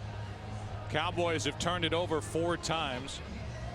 They've punted twice. They've turned it over on downs twice, and then they have the field goal. And for the Steelers, 2 turnovers, 4 punts, a missed field goal, and then they hit with one. And gosh, in the category of beating a dead horse, let's just just go ahead and do it. I mean, it's a cold, windy night in Pittsburgh, and 2 very good defenses. Howie talked about this Dallas defense, which has gone pretty much toe-to-toe with Pittsburgh's defense today. Well, and I think that was the challenge for Dallas. I mean, anytime you're going in and you're going up against a unit that you have great respect for, and they're getting a lot of attention, as Pittsburgh's defense has, then Cowboys defensively, they want to be able to match that, and they have. I think in a game like this, Joe, in a big game, a lot of times it's not so much who makes the big play as much as who makes the fewest bad plays, and we've seen a lot of bad plays. I mean, defenses, yes, have played great, but when you're laying the ball on the ground the way that each of these teams has, then you're cutting your opportunities short. And for Pittsburgh offensively, I don't know. I really think that in order to shake it up a little bit, maybe you go into the no huddle. That's something that Ben Roethlisberger really likes. They haven't run the ball all that well. I think that's going to be important that they're better than they did in the first half. I think maybe the no huddle would be something good for this team right now. Pittsburgh won the opening coin toss. They deferred. They will be playing with the wind at the end of this game. And a good return and almost breaking free out to the 40 is Gary Russell. Let's go down to the field and Pam Oliver. Hey there, Joe. Wade Phillips was definitely pleased with that last drive, but he's not so pleased about how the cold apparently is affecting Tony Romo. He also said that Pittsburgh's defense has a little bit of something to do with Romo's early struggles. Mike Tomlin, meanwhile, does not blame the cold for Roethlisberger's trouble. He gives props to the Dallas defense as well and says execution is the biggest problem. Back to you. All right, Pam, try and stay as warm as you can. The cold's not affecting her, is it? No, just plowed right through. First down for Pittsburgh at their own 40. And Willie Parker out to the 45, picked up 5. And we'll take a look at what the Steelers have done in the third quarter. And is it coincidence? Is it not? It certainly has something to do with the coaching they're getting at halftime and the adjustments that they're able to make, especially defensively, as they have not allowed a third quarter touchdown all year. Yeah, I think a lot of times when people look at halftime adjustments or discuss them, they're vastly overrated. But you look at those numbers, clearly there's some good things happening in the Steelers locker room at halftime. Second down and 5, play action from Roethlisberger, and with Spears bearing down on Big Ben, Roethlisberger threw it behind Willie Parker. He wasn't ready for it, and that was basically Roethlisberger just dumping it to avoid a sack. It's 3rd and 5. Yeah, he's trying to get the ball underneath, and Willie Parker just not expecting it, even though he was running out as though he was going to go into a check down area. And I'm not so sure that Mewelde Moore isn't the guy you go with here in this second half. I know Bruce Arians said we're going to go with the hot hand. Not that either have been hot, but Mewelde Moore has been the hotter of the two. Roethlisberger 6 of 19 in this game for 63 yards. And down he goes, and what a hit off the edge. Scandrick, the rookie. That wasn't just a sack. That had an exclamation mark at the end of it as Scandrick gets his first NFL sack. And that's right to Roethlisberger's front side, and he sees it at the last minute. And you're right, Joe. I mean, a big hit there by Scandrick on Roethlisberger. This guy who's taken a lot of hits this season. You know, sometimes it's a tendency to hold on to the football. That was not one of them. Berger punts it into the wind, and Pac-Man Jones on the return gets sandwiched short of the 35. First Dallas sack forces the punt, and now the Cowboys in this tie game have it for the first time in the second half. Today's game on Fox is sponsored by Southwest Airlines. Low fares, no hidden fees. By the Hyundai Sales Event. 'Tis the season to be smart with your money. By T. Rowe Price, providing investment management excellence for over 70 years. Invest with confidence. And by the new AT&T, your world delivered. A Pittsburgh team that has forced 9 turnovers in the last 4 quarters they've played. 5 in the second half at New England, 4 in the first half against Dallas. In this one, a gain of 1.5 yards by Choice. Let's go for a game break. Here's Kurt. Well, you were talking about turnovers. The Rams' Steven Jackson does just that as he's hit by Anthony Smith. Easy touchdown for Darnell Dockett. The celebration is about to begin in Arizona. If they win, they clinch the NFC West. It's 27-7 right now in the third quarter. Back to Joe, Troy, and Pam. All right, Kurt, thank you. Lining up without Jason Witten are the Dallas Cowboys on 2nd and 8. A blitz coming. Romo's in trouble and turns it into a positive play of 5 yards. Kershke on the stop for Pittsburgh, and we'll try and get some sort of report as to what exactly is wrong with Jason Witten. He left in the first half, was rolled up on from behind, hurt his ankle according to their sideline. If there's any update, we'll give it to 3rd and 3. Pretty good job on that last play by Dallas. Along that offensive line, just nowhere for Romo to throw the football, but at least he was able to get enough yardage to make this a manageable 3rd down.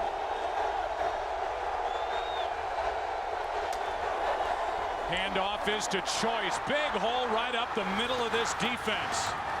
And TASHARD Choice takes it to the 37-yard line. A 23-yard run. And for Choice, his longest run in the NFL. And because it was 3rd and short, it gave them the opportunity then to run the draw. You see the lane there that TASHARD Choice had. I mean, nobody's able to even get near him, and that's something that you don't see a lot from Pittsburgh. Coming into this game, they lead the National Football League in keeping teams from getting yards of 20 or more. Only 2 runs all season long. Now they have 3.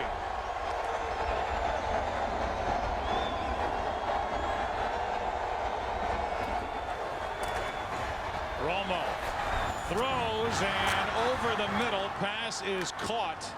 That's Bennett, the tight end. A gain of 13 yards as Tony Romo is trying somehow to get in a rhythm.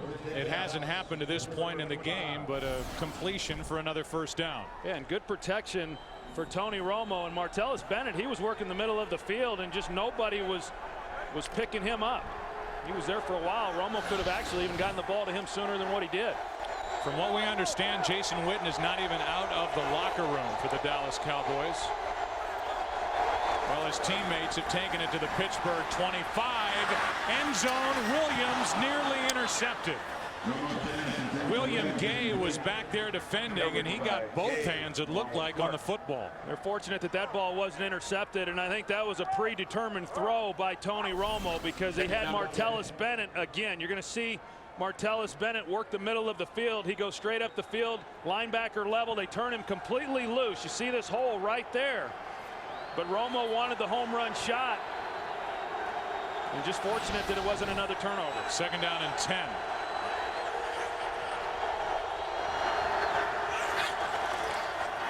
Choice gets it over the left side. TASHARD Choice has another big run for Dallas. Gain of 12. And Choice is really playing without much of a net. His backup is Alonzo Coleman, who was just activated off the practice squad. And this rookie, TASHARD Choice, has been definitely impressive here in his first start. Well, they got in behind Leonard Davis, who pulled and led the way, and TASHARD Choice has been awfully impressive. I mean, he's not going to get for a lot of yards, because of who we're going up against, but he's been running tough. And it looks like this Dallas staff made the better adjustments at halftime. Up to 79 yards, however, on the day as Ryan Clark comes off the edge to make the play, a gain of 1. These are two safeties for the Pittsburgh Steelers that if you're running down the middle of the field, you better be aware because they will take your head off. Boy, will they. You know, everybody knows about Troy Polamalu, and I think because of that, a guy like Ryan Clark oftentimes gets overshadowed. But Ryan Clark has been a main contributor for this team this season. And was last year as well until he got hurt. Terrell Owens has been shut out, barely even in that last huddle. Romo with all day. Can't find anywhere to go with it, and now throws it into the end zone, and there's Owens. First catch, first touchdown of the evening.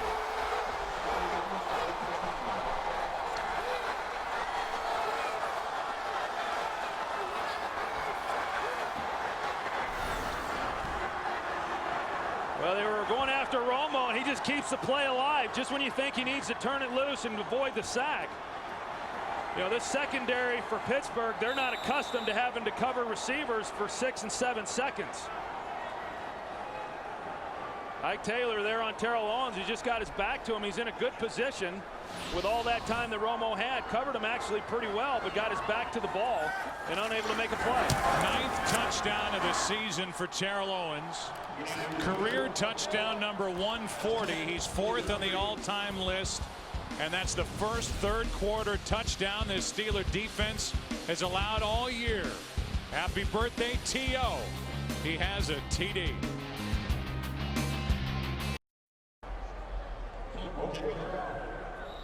Well, an impressive put together by Dallas. 66 yards, working with the win and getting the first touchdown of this game.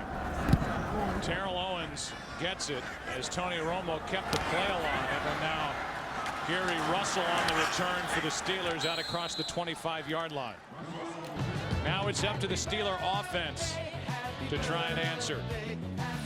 On his birthday, Owens gets the touchdown from Tony Romo, 33rd present he's delivered to T.O. in their time together, and now he's all smiles. 10-3 Cowboys. Today's game on Fox is sponsored by Burger King. Have it your way.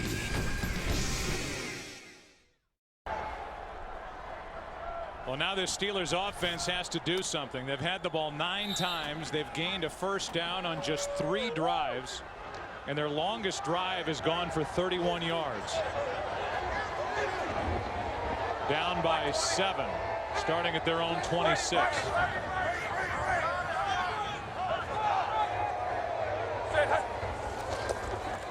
Out of the shotgun. Pass is low, but caught by Moore, who's tripped up by Hamlin, a gain of 6. Back to the touchdown. Yeah, now watch. They got James Harrison and Lamar Woodley, their 2 best pass rushers that don't rush on this play. You're going to see the kind of time now that Tony Romo has with a 3-man rush. And these big guys in the middle, they're just not accustomed to trying to rush somebody for this kind of time. Romo keeping it alive, but I've got to believe that had they have been able to rush James Harrison or Lamar Woodley, one of those guys would have beaten their man and gotten to Romo long before then. 2nd down and 4. Here is Mwelde Moore again, and he's brought down right at the marker. We'll go for a game break. Here's Kurt Menefee. Well, a dismal 2-10 season for Seattle so far, but a happy day for Deion Branch. Catches his 2nd touchdown of the day against his former team, the New England Patriots. And Seattle trying to pull the upset, up 21-13 in the 3rd quarter. Joe, Troy, and Pam. And getting the touchdown pass from Seneca Wallace. Hasselbeck's back is bothering him again, and that would be a crushing defeat for the New England Patriots if they go to Seattle and lose after taking it on the chin last week at home from these Steelers. Yeah, a team that was very much alive last week and feeling good about their team, and a tough loss, and then to travel out west and get beat again. Roethlisberger, DeMarcus Ware with another sack. League leading 16 for DeMarcus.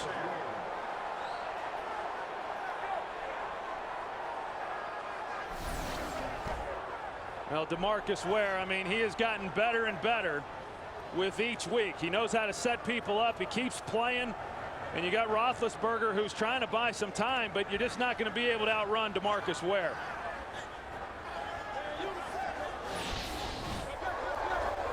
Second down and 17, a loss of 7 on the sack by Ware.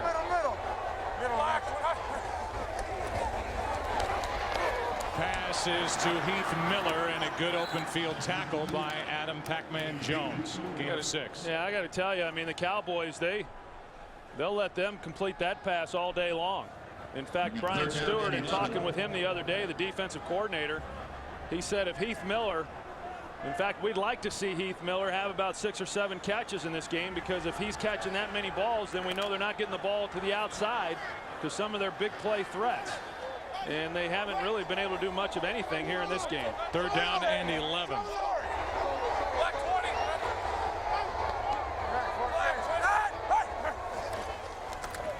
Four-man rush. Roethlisberger not going to get anywhere close to first down yardage. Out to the 42, and again the Dallas defense steps up. The big sack from DeMarcus Ware for a loss of 7 during that possession, and another punt coming from the Steelers. I tell you, I think you got to be pretty pleased with not only what we've seen of Dallas defensively in this ball game, but what we've seen of them here over the last 4 or 5 games, with the exception being against the New York Giants. Outside of that, even when Romo was down, this defense has been pretty decent and has kept this team in a lot of games. The punt by Berger hops out of bounds, and they're going to mark it at the 28. Just a 30-yard punt into the wind. Romo and the offense back to the field, up by 7 in Pittsburgh. Last time the Cowboys had the ball, they went over 60 yards and popped it into the end zone on the touchdown throw to Terrell Owens. All that without Jason Witten even on the field, let alone in the huddle or running pass patterns. He's back, starting at their own 28. Romo underneath. Terrell Owens makes a great catch down around his knees and hops out of bounds with a gain of 11 down to Pam Oliver. Joe, another ailment for Jason Witten, who's still in the game. He was taken back for x-rays on his chest. The x-rays were negative. It wasn't anything related to that rib injury, I've been told. Interesting. Jason Witten played through that rib injury, has always been one of the toughest players in the league, and he's playing in his 88th straight game. I tell you, he's the whole package. I mean, a great player, but he's also tough. TASHARD Choice is showing what he's made of as Polamalu makes the play, a gain of only 1, but already TASHARD Choice has had the best day any running back has had against this Steeler defense. 81 yards. Polamalu made that play, but Troy Novak had gone over 73 yards against Polamalu and company this year coming into this game. Well, they've done a good job of sticking with the running game. I mean, early on they weren't able to get a whole lot going, and you can't get to where you're just throwing the football against Pittsburgh. They've stuck with the run, and then here in this second half they've been able to get some big plays out of it. Second down and 9. Underneath, there's TASHARD Choice. Good throw by Romo. Choice is trying to stay in bounds. He does, and he's dragged down at the 10. Ryan Clark on the tackle. Andre Gerard is behind the play, slow to get up, but able to jog down the field. Now Clark is injured, and a 50-yard catch and run by TASHARD Choice. Well, pretty remarkable. I mean, all they do is come underneath to TASHARD Choice, and how they don't knock him out of bounds there. I mean, they got 3 guys in a position in order to keep him from getting up the field. You see Ike Taylor's in a position, and 2 other guys. You've got Ferrier and Polamalu who run into each other, and Choice is able to get about another 15 yards out of it.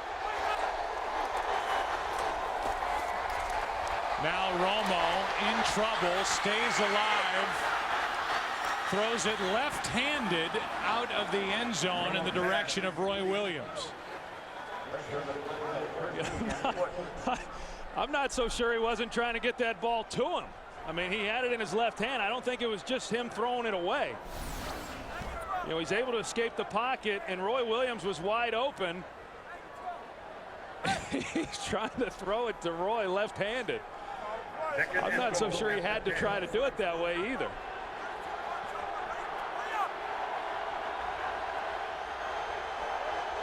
He didn't have quarterbacks in Detroit that did that. 2nd and goal. Here's Choice. Choice picks up 3. Ryan Clark on the tackle. It's 3rd and goal. 3rd and goal at the 7. Tackled by Clark. From the 7-yard line, under 4.5 to play, and Dallas is trying to add to a 7-point lead. Well, you look at it and you say right now it's a 1-possession game, and even if Dallas ends up having to settle for a field goal and make it a 2-possession game, Pittsburgh offensively is not showing any of it. I mean, they can't move the ball. I mean, let alone come away with 2 scores. How about TASHARD Choice? First start, 157 total yards. 3rd and goal. A blitz. Romo goes down. James Ferrier. And so the defense steps up for Pittsburgh, gets the sack. And the Cowboys bring their field goal unit onto the field. Well, and even here, Romo is able to get away from Eaton there, and then Ferrier is able to come in and make the play. Johnson will hold. A little bit of a hold there on Ike Taylor with Terrell Owens. A 33-yard field goal. So now a 33-yard try by Folk, who hits it. Nick Folk hit from 44 at the end of the first half, now 33. Big part of that drive, and those 3 points, the catch and run by TASHARD Choice. It's 13-3, Dallas on top.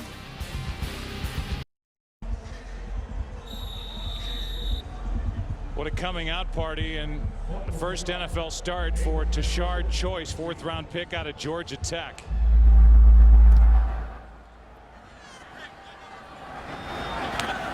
This is Russell again. And Gary Russell crosses the 25. Brought down by Keith Davis, who's back in the game. Saw him needing help to get off the field in the first half. Coming up next is the OT presented by Lowe's, and then the All-State BCS selection show. So a lot more to come after this game, and the guy on Man versus Wild has nothing on this guy. You know, it's one thing if he wants to do that, but how about all the people sitting around him? Yeah. Hey, thanks. Appreciate it. He got on TV, and they're not even shown.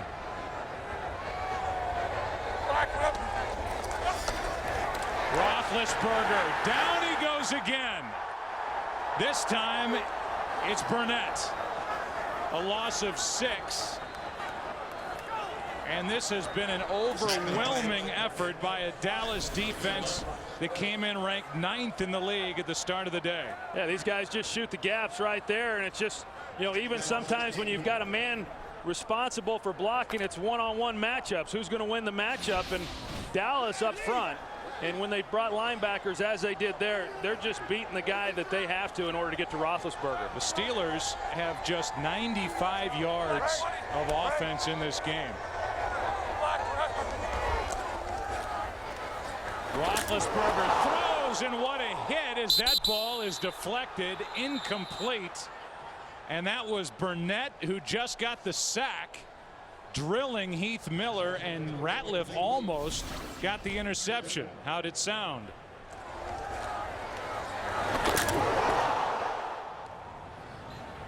Well, I'll tell you what, Joe, this is an offense that is just completely overwhelmed. I mean, you can watch it. You can see Roethlisberger. You can see this offensive line. I mean, just no idea where they're coming from and no idea how to counteract it.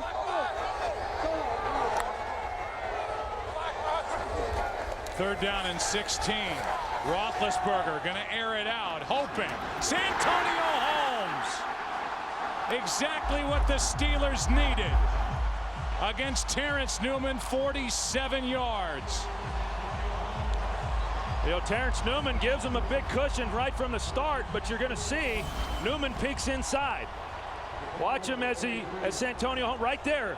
Terrence Newman's looking inside, not expecting Santonio Holmes to go by him, but thinking, well, they're just going to do what they have to do to try to pick up the first down.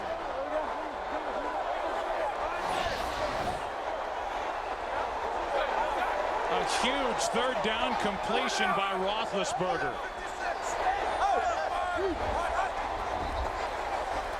And now Ben throws and completes to Washington, who's wrestled down at the 26, a gain of 7. Anthony Henry on the stop for Dallas. You know, so many times you see it to where just one play all of a sudden kind of gets you going a little bit. And the one play down the field to Holmes, obviously a big play, but they come right off of that, and then they get a nice gain there on first down. A 47-yard completion to Holmes, and then 7 yards right after to bring up 2nd and 3.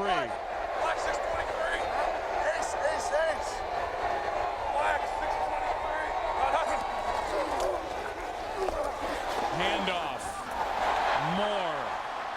And Troy, I think the Steelers are thinking along the same lines as you were earlier, that Mewelde Moore seems to be the guy with the hotter hand of the two, and it's been a lot more of Moore than Willie Parker for Pittsburgh. And Mewelde Moore is the healthier of the two, and it's hard to get into a rhythm when you are rotating guys. I understand it was effective last week against New England, but it hasn't been effective here today. I think they've got to ride Mewelde Moore out. Second time inside the red zone for the Steelers in this game. Roethlisberger in trouble, still in trouble, got rid of the football. Was his knee down? Right now they're saying, well, the two officials are looking at each other and they're not saying anything.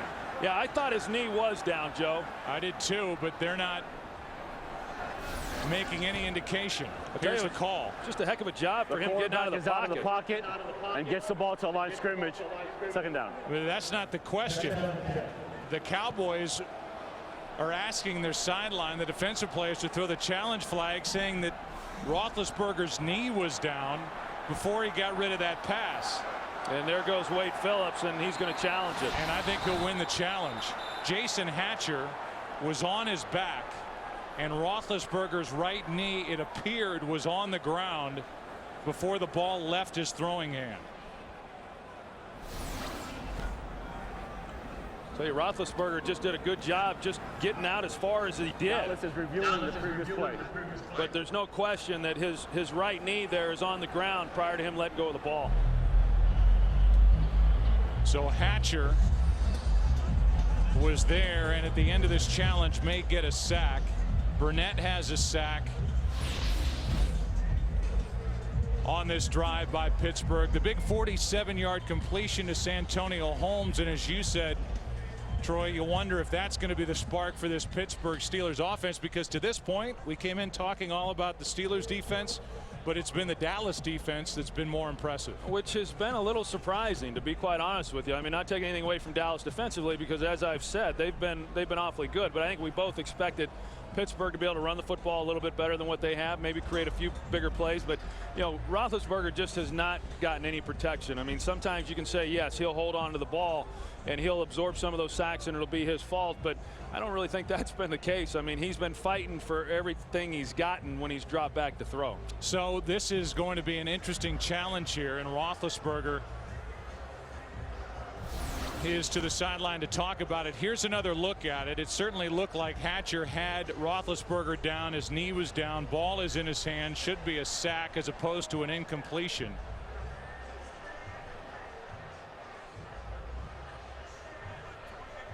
And there's a pretty definitive look at it. It's either 2nd and 10 or 2nd and 17 for the Steelers in what is right now a 10-point game. There's only 28 seconds left in the third quarter, but Al Riverone is still looking at it under the hood, maybe trying to determine where the ball should be spotted, as I think we all expect a reversal of the call that happened on the field. Yeah, and those are significant yards too when you're talking about a difference in an incompletion and a sack. If they're unable to pick up any yards there before attempting a field goal, I mean, going into the wind, kicking this into the wind, you know, every yard counts.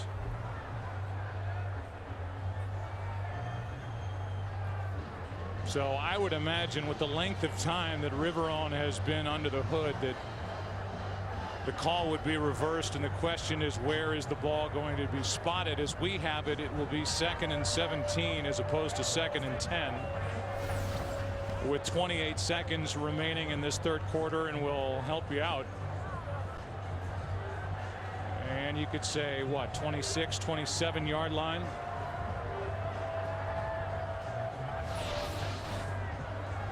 While Bruce Arians, the offensive coordinator, goes over it with Roethlisberger, and now the call from Riverone.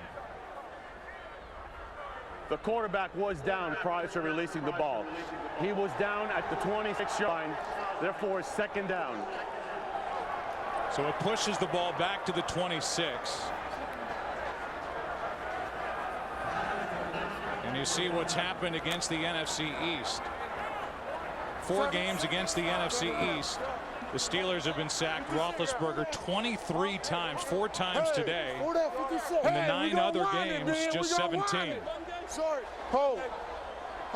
They'll wind the game clock.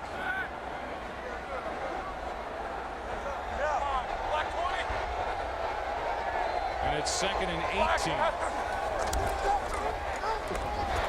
Roethlisberger in trouble. Gets away from Ratliff. Still hanging on to the ball. Fires and completes to Holmes. The catch is good. Man. It's short of a first down, but what a job by Roethlisberger. Talk about a guy holding on to the ball for a long time, and he ends up with a completion. Well, that's a dumb play if he gets sacked, but what a great play since he didn't. You know, I mean, the last thing that he could afford right there was to take a sack. And he got away with it. I mean, he was able to keep that thing alive and make a heck of a throw there to Santonio Holmes. Just outstanding. It'll be 3rd down when we come back. We go to the final quarter here in Pittsburgh. Dallas leading 13-3. 3rd and 6 for the Steelers. Marching in when we start the 4th.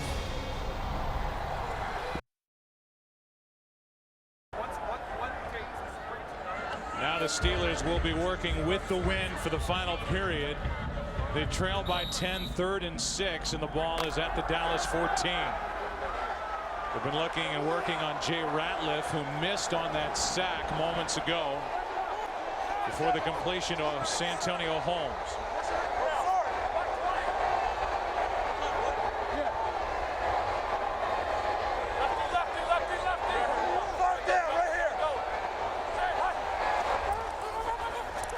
Penalty flag comes flying on the play, and this one's for Holmes out of his reach. But a flag is down, and it's an offside against Dallas. Offside, number 98, defense, 5-yard penalty, replay 3rd down. So they get Greg Ellis, who was offside on the play, and that makes it 3rd and 1. You can see Greg Ellis down here, and I didn't see the movement. I don't know if they got the wrong guy, but I didn't see anything from Greg Ellis that suggested that he was moving or was offsides at the snap. I just think he was lined up in the neutral zone and was so for about 15 seconds. 3rd down and 1. Gary Russell gets it.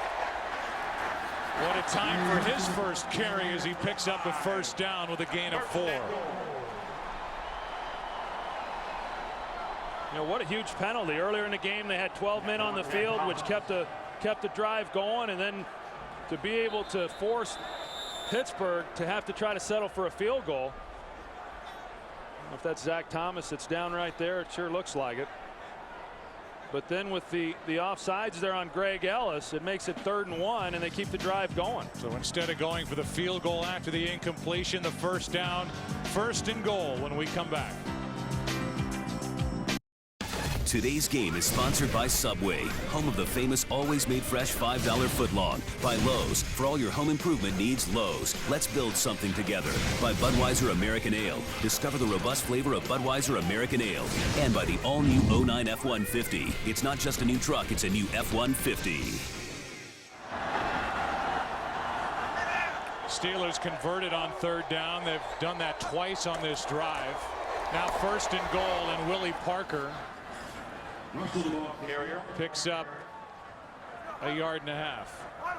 Tell you, I think it's going to be tough sledding here trying to run this football in. You know what they have not done, Pittsburgh that is they've really not moved Ben outside the pocket. You know, when he's gotten outside the pocket, it's been because of pressure, and Dallas has been able to just pin their ears back and go to that 8-yard spot right behind the center. But I think it'd be a good idea to move him a little bit, especially down here.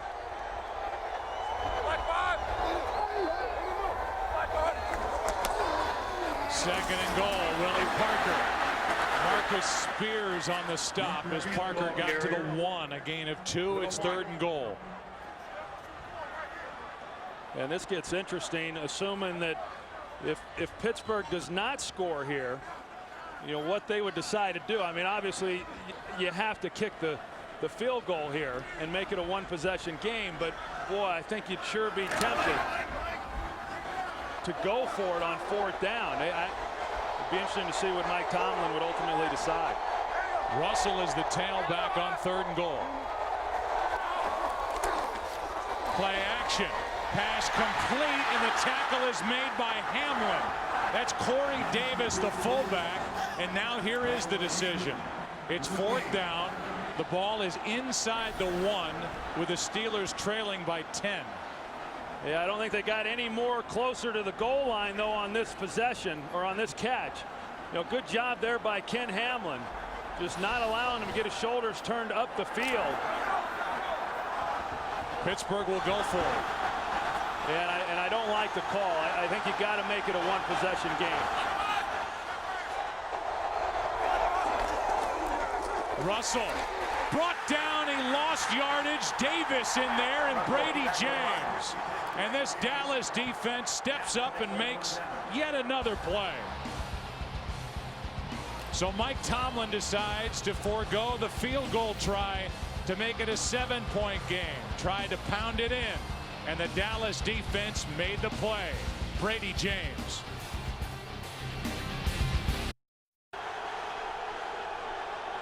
Now Dallas starts at their own 3 after their defense held. Actually even got a little more breathing room as Brady James made that play in the offensive backfield on 4th and goal. And here is Choice. These will be tough yards as he takes it out to the 5. You go back and you look at that 4th down play, and you're going to see Cologne here, who's supposed to block here and then pick up Brady James, but he loses his balance. And Russell is supposed to stay on the front side, which is to this right side here off the counter action. But because Brady's there, he has to cut it back. And that's where Keith Davis, then he filled the hole on the weak side. Steelers are the worst 4th down offense in the NFL now, 2 for 11. And Pittsburgh still trails by 10, 2nd and 8. Romo throws, Terrell Owens makes the catch. And Owens has enough, it appears, for a Dallas 1st down. Depends on the spot. The 2 officials look at each other, and it's a 1st down for Dallas. Let's go to Kurt for a game break. Seattle hosting New England. Sammy Morris dives in from a yard out, gives the Patriots their first lead of the game after the 2-point conversion. They're up 24-21. And remember, Joe and Troy, they started the day a game back of the Jets, who are down by 10 with less than a minute to play in San Francisco. Wow. Interesting.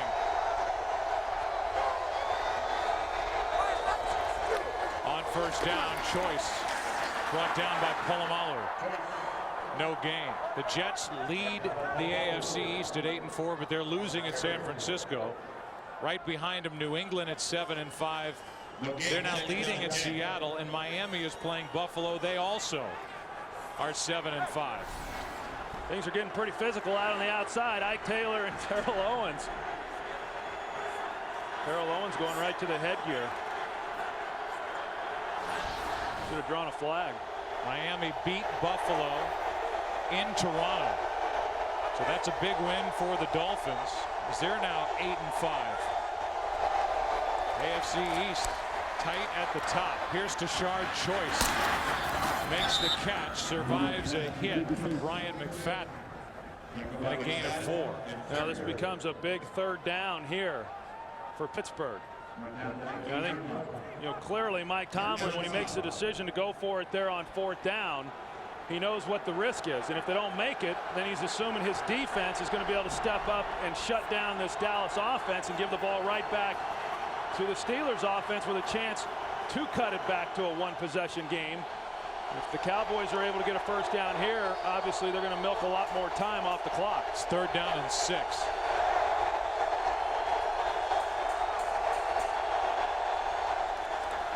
It's Choice. Polamalu makes the play, as he has done all year, every year in his 6th season from USC. Dallas has had some success in this ball game on 3rd down, running the draw there to TASHARD Choice, and Troy Polamalu does a great job of being able to bring him to the ground. 9 tackles and an interception for Polamalu in this game. So the punt from Perlescu into the wind, tries to hit a line drive. Pretty effective punt. Santonio Holmes on a hop. Santonio Holmes out of bounds near the 25. That's where they'll mark him. A 35-yard return, longest of the year for the Pittsburgh Steelers, and exactly what they needed. We'll take a break. When we come back, first down Steelers at the Dallas 25, down by 10.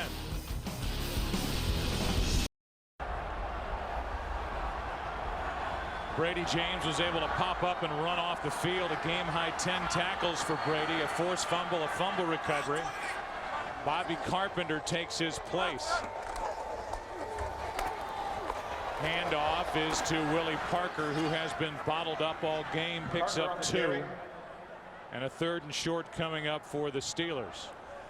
Yeah, Joe, I mean, that's, as we said, that's kind of, this is what the Steelers are about. And I get that. They just have not been able to get anybody really loose running the football. This Dallas defense inside has done a good job, even when it looks like there might be a lane for a runner.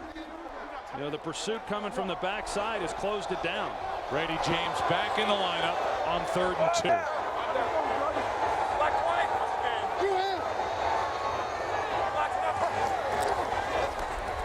Roethlisberger is sacked again. Jay Ratliff gets his 7th of the season. And Roethlisberger has been a sitting duck back there for Pittsburgh. And what Roethlisberger's pointing out is Heath Miller, when he comes off, you're going to see Keith Davis, who jams him just when Roethlisberger was getting ready to turn the ball loose. Well beyond the 5 yards. Heath Miller immediately looking for a flag. But you see, Roethlisberger was wanting to go to Miller. And just as he's getting ready to throw it, that's when Davis came up and had the collision.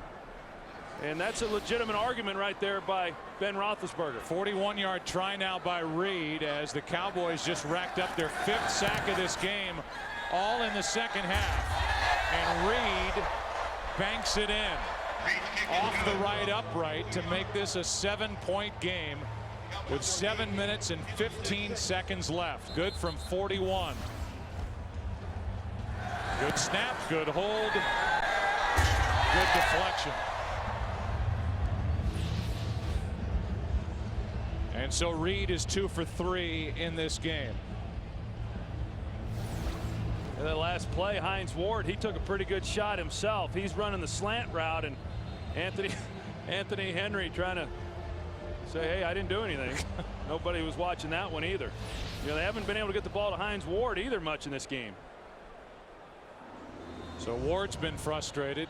Roethlisberger frustrated with no call on the contact by Davis on Heath Miller, and so the field goal makes it a 7-point game. Coming up right after this action from Pittsburgh is the OT presented by Lowe's, and that'll be followed immediately by the All-State BC selection show. Who's your favorite college team and where will they be playing? What bowl? You'll find out only right here on Fox right after the OT. Well, by Pittsburgh getting the field goal there and cutting this to a 7-point game. I mean, now the pressure clearly on Dallas in order to keep the ball and keep the ball away from Pittsburgh, and then the pressure also on this Pittsburgh defense, and I don't think that they would have it any other way. Reed hits it. And this is a big mistake by Reed.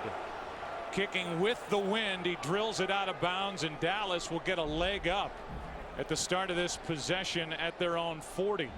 We came on the air talking about this matchup a few hours ago, and you talked about the need within this organization, the feel for the Dallas Cowboys, that they needed to show some toughness, and they're trying to come out of here showing a lot of toughness defensively and coming away with a big win on the road. Well, a huge win, and regardless of what happens here over the next few minutes, they have proven their toughness. There's no doubt, and that comes from within the organization. And talking with players and coaches, they didn't feel they ended last season very tough.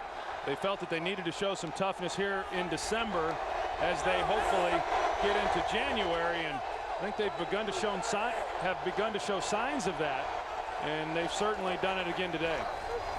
Here is Choice, gets a yard. December and January, as we said, have been nasty months for the Dallas Cowboys since 1997. The record it's really unbelievable. 18-31 in those 2 months.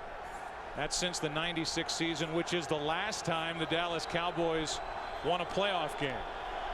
Tony Romo trying to get the Cowboys back to the postseason. He's 0-2 in his playoff career. 2nd and 9.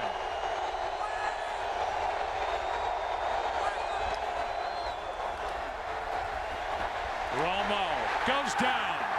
Kershke on top of him. And a big sack by this Steeler defense. You're going to see the push. Casey Hampton, he doesn't even rush. He just stands up, and I don't know if he's shadowing Romo or what exactly he's doing, but Kershke's able to get the push there on Proctor. And I didn't see Romo. I thought that's what I saw. I saw Romo just go down. I didn't see Kershke actually bring him to the ground as much as maybe Romo slipped or just didn't feel that he could get away. 3rd down and 15.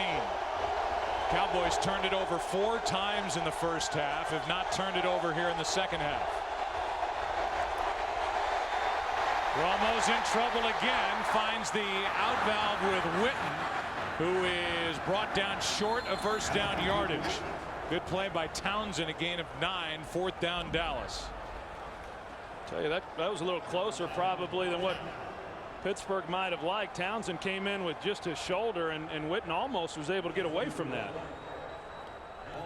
Clock continues to run. 5.5 left here in the game. But a great job by Pittsburgh defensively.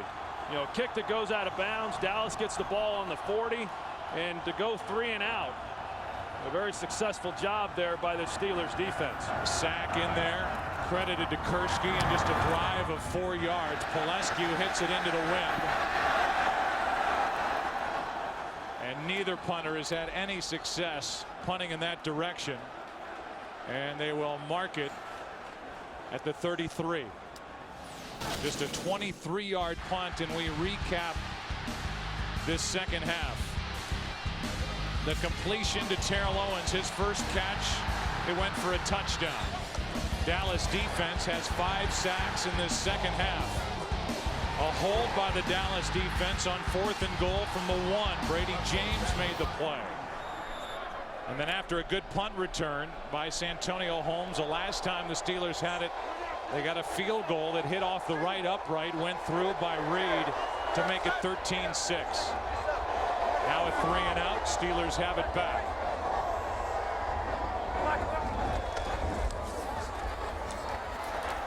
Roethlisberger fires, and it is, well, no signal yet, and now they're saying a catch by Nate Washington. This officiating crew, they just keep looking at each other, and finally they rule it a catch. Yeah, and Pittsburgh finally going to a no huddle. There's still plenty of time in this game. but they are going to a no huddle, something that we've not seen. And no chance to look at it, maybe review it as Washington makes the catch. Stays on his feet. And Nate Washington is to the Dallas 32.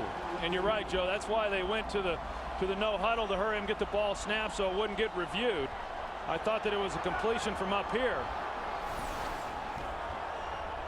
Here's the one to Nate Washington. Yeah, and they just run a simple slant route.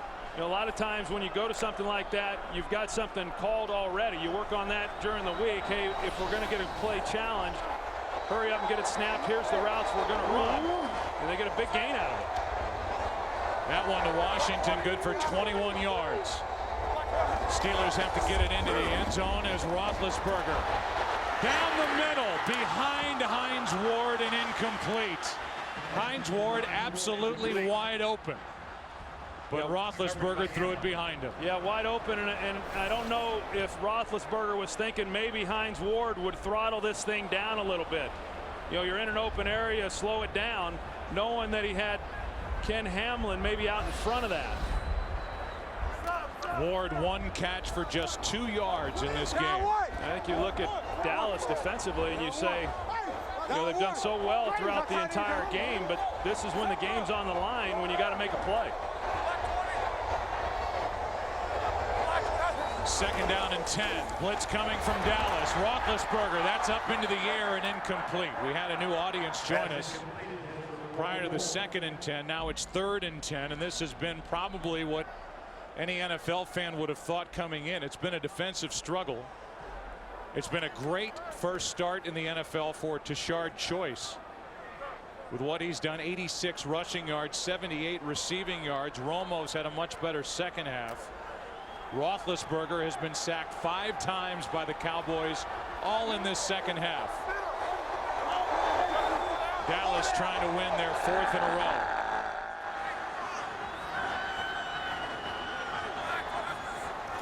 Third down and 10. Roethlisberger steps away from trouble. Now he'll try and run.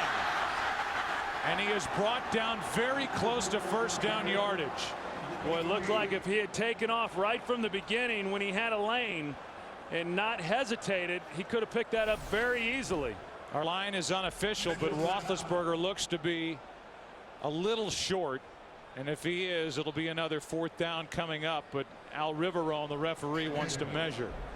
You saw him start to the outside there and still pumping, looking downfield to throw. Had he have taken off right away, that would have been an easy pickup.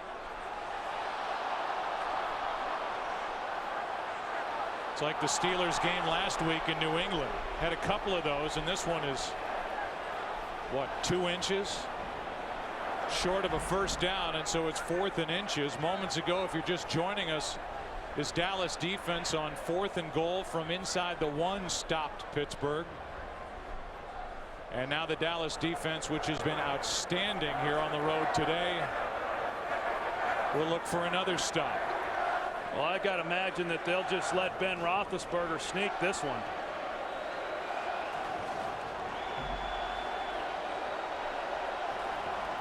You know, sometimes you'd hate to try to use a hard count, because if you draw your own guys offsides, then you got a real problem. Solid, solid.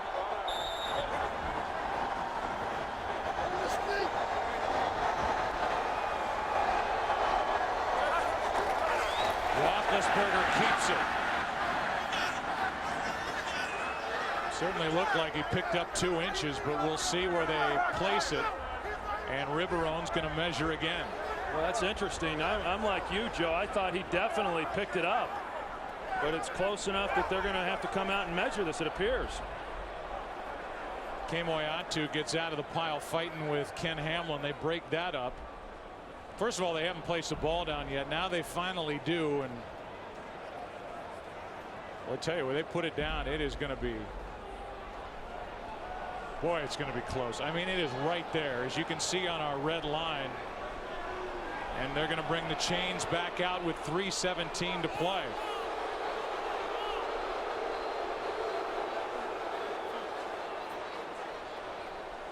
I think Mike Tomlin's frustrated with the spot of where they placed it. Is it enough anyway for a first down? It is. First down, Steelers.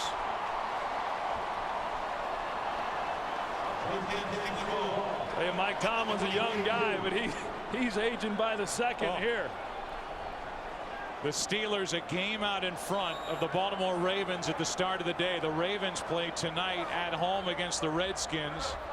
Both teams interested in this game. The Redskins trail the Cowboys and the Giants in the NFC East.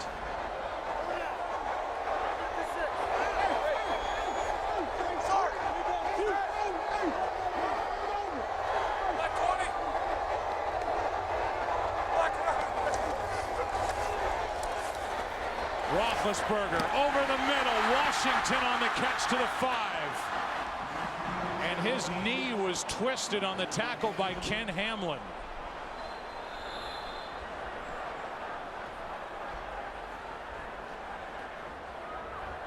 You see how quickly Ben Roethlisberger got down there to check on him. He knew right away that he was hurt pretty bad. A good job by Roethlisberger of hanging in the pocket. What a catch there by Nate Washington. A ball that was behind him. And there's where he got twisted up. And so the training staff is out to check on Washington, and Nate pops up. He's all right. And pumped up after setting up 1st and goal. The Steelers are alive, down by 7.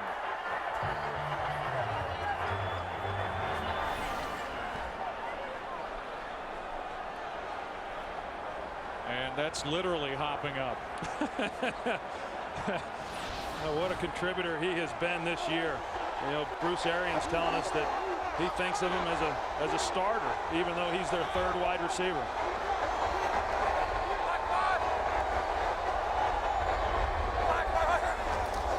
Extra men on the pass rush. That's Heath Miller. Touchdown.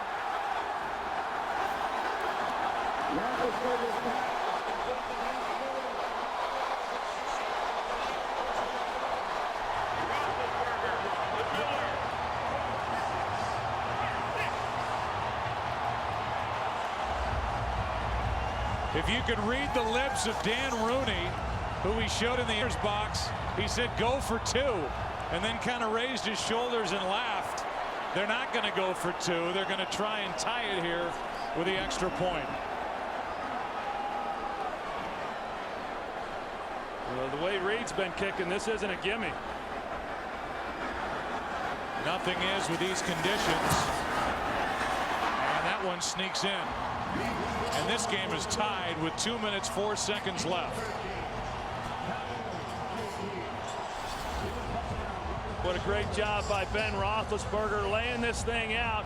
Perfect ball placement there in front of Heath Miller. He doesn't have to break stride, and by doing that, he then can get his shoulders turned up the field and challenge Hamlin then to the pylon. Any ball anywhere else, Hamlin's probably able to make the tackle, keep him from scoring.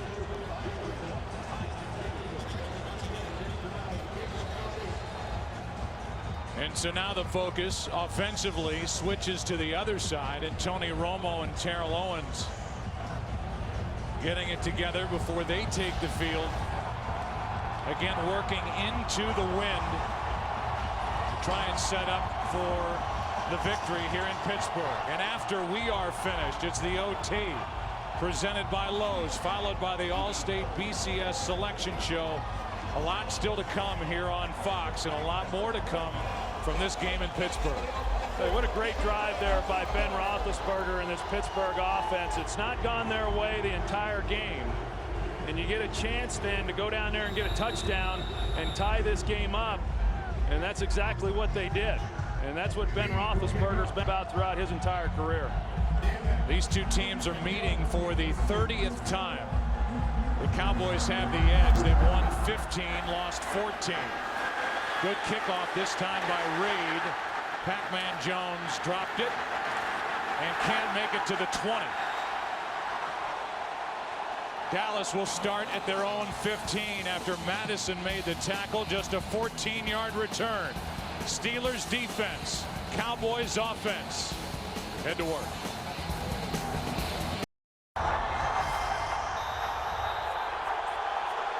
The Cowboys have their playmakers on the field. The Steelers have their defense on the field. Tie game, 1:58 left.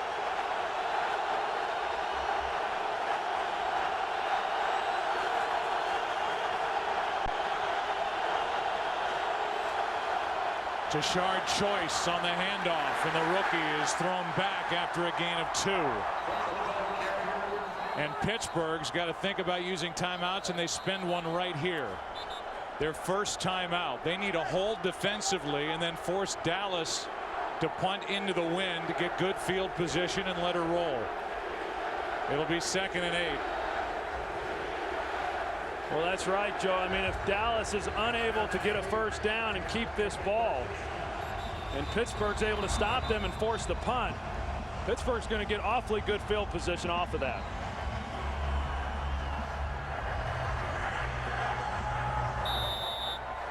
An old school interconference matchup between the Cowboys and the Steelers. 2nd and 8.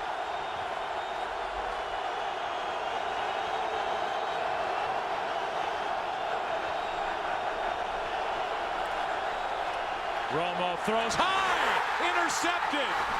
Townsend. Touchdown, Pittsburgh.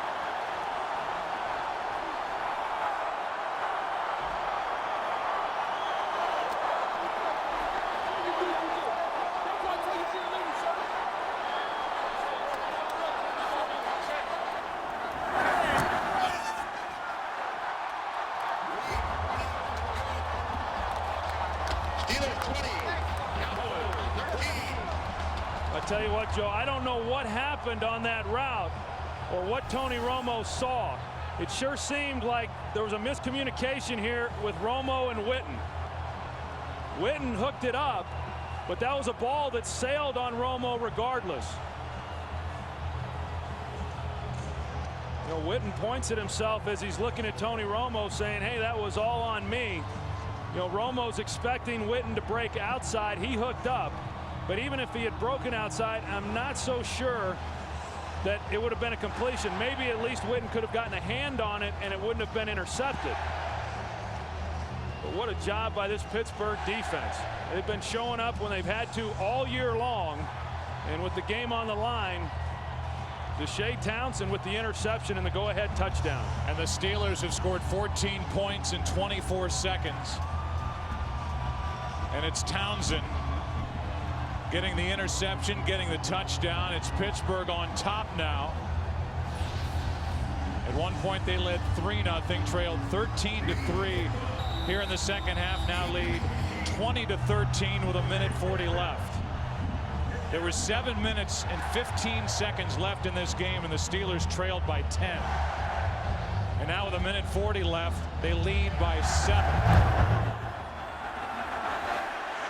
This is Isaiah Stanback from inside the end zone. Cowboys need a big run back, and they don't get it. Flipped by William Gay. And with 1:35 left and 3 timeouts, back to the field is Tony Romo. And again, we talk about the December-January record for this franchise, which has been dismal since the start of 1997. Last year, 2-2, needing a win here in Pittsburgh, leading. Steelers have come back, and now Dallas has to march down the field and get it into the end zone.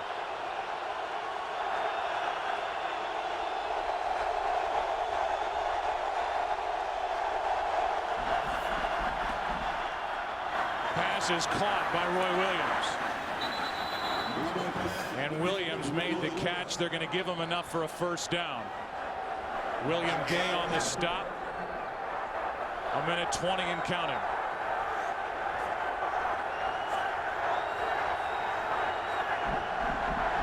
Dallas with all 3 of their timeouts. Underneath, this one sails on Romo, but it stops the clock out of the reach of Choice with 1:07 left. One of the more important things that might have happened came at the very beginning of this game when Pittsburgh won the toss.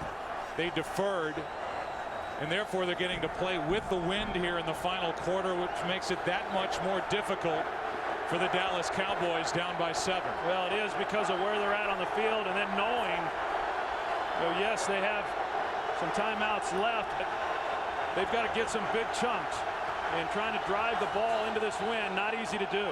2nd and 10.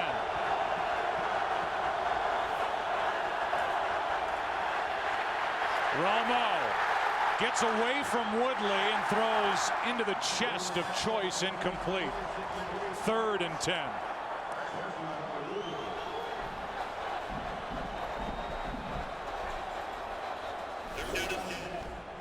Romo just does a good job of being able to get this one out. He's able to get away from Lamar Woodley, but they failed to complete the ball there, and Choice would have been able to pick up some decent yardage had he been able to catch it. A Steelers defense that hasn't allowed a 300-yard day by any offense all season. They've allowed 289 today. 3rd down and 10. Romo throws. Terrell Owens way out of his reach. It's 4th down with 55 seconds left.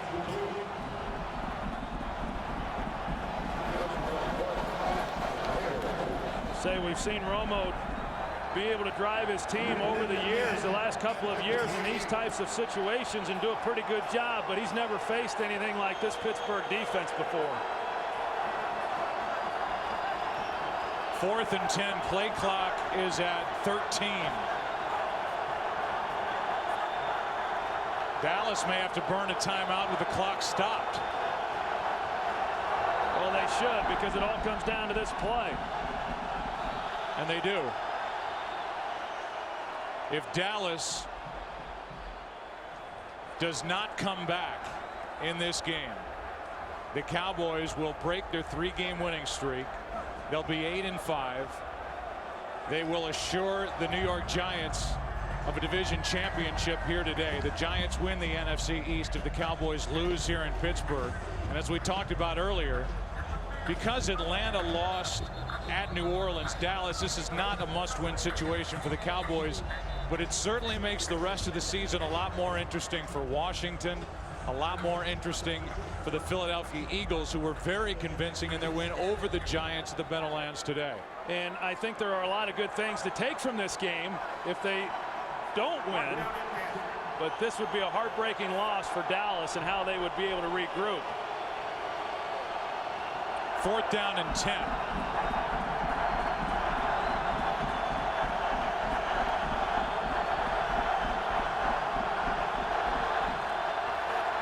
Romo throws incomplete between Creighton and Witten. And this Pittsburgh defense took over on these last 2 possessions. Well, Tony Romo was trying to get the ball there to Jason Witten. Pretty interesting that 2 key moments in this game, the last 2 possessions, he's trying to get the ball to Witten. The one for the interception that gave Pittsburgh the go-ahead touchdown, and then on this one, Witten never is looking for the ball. And I'm not sure exactly why. He's well down the field and never expected the ball to come in his direction. And that's really the more interesting point, is not only was Romo looking for Witten, 2 key throws, but both times Witten and Romo weren't on the same page. Yeah, and the 2 guys that throughout this season have always been on the same page. Witten, the leading receiver for the Dallas Cowboys, as Gary Russell gets it. And Dallas will spend their 2nd timeout.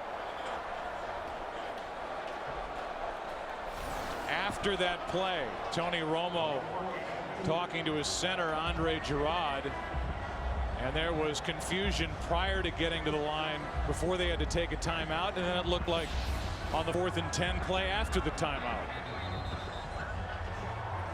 A much better second half for Tony Romo, but not enough overall. Just a quarterback rating of 44.9. He really struggled in the first half, and Roethlisberger, there it is again. It's not beautiful, it's not pretty, but he and the Steelers are going to come away with another win. Well, and Roethlisberger didn't have the interception, and when you get into a game against an opponent that's pretty evenly matched, that's what decides these games, are the turnovers, and Tony Romo had 3 of them. And 5 Dallas turnovers on the day, and now the Cowboys use their last timeout, and we will remind you once again that the OT presented by Lowe's is coming up next, followed by the All-State BCS Selection Show. This game here today being produced by Richie Zients, directed by Artie Kempner, technical producer Joe Stevens, technical directors Colby Bourgeois, and the audio mixer Fred Aldis. Associate directors are Greg Scopatoni, Jeremy Green. Editorial consultant in the booth is Steve Horn. Broadcast associates Rich Grissom, Bentley Elliott.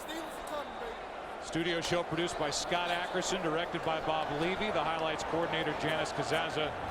Studio technical supervisor Jack Simmons.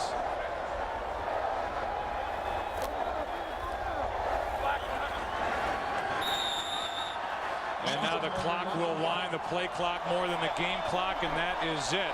Studio technical supervisor Jack Simmons, supervisor of remote field operations Jerry Steinberg, senior producer of Fox Sports Bill Brown, and the executive producers Red Gorn and David Hill. The Steelers with 5 takeaways in this game, and they outscored the Cowboys 17-0 in the last 7 minutes and 15 seconds. Cowboys had it going, had the makings of a big win, an upset road win here in Pittsburgh against the top defense in the NFL. But it's the top defense in the NFL that got the better of the Cowboys in the end. We'll come back and wrap up our day here in Pittsburgh after the break.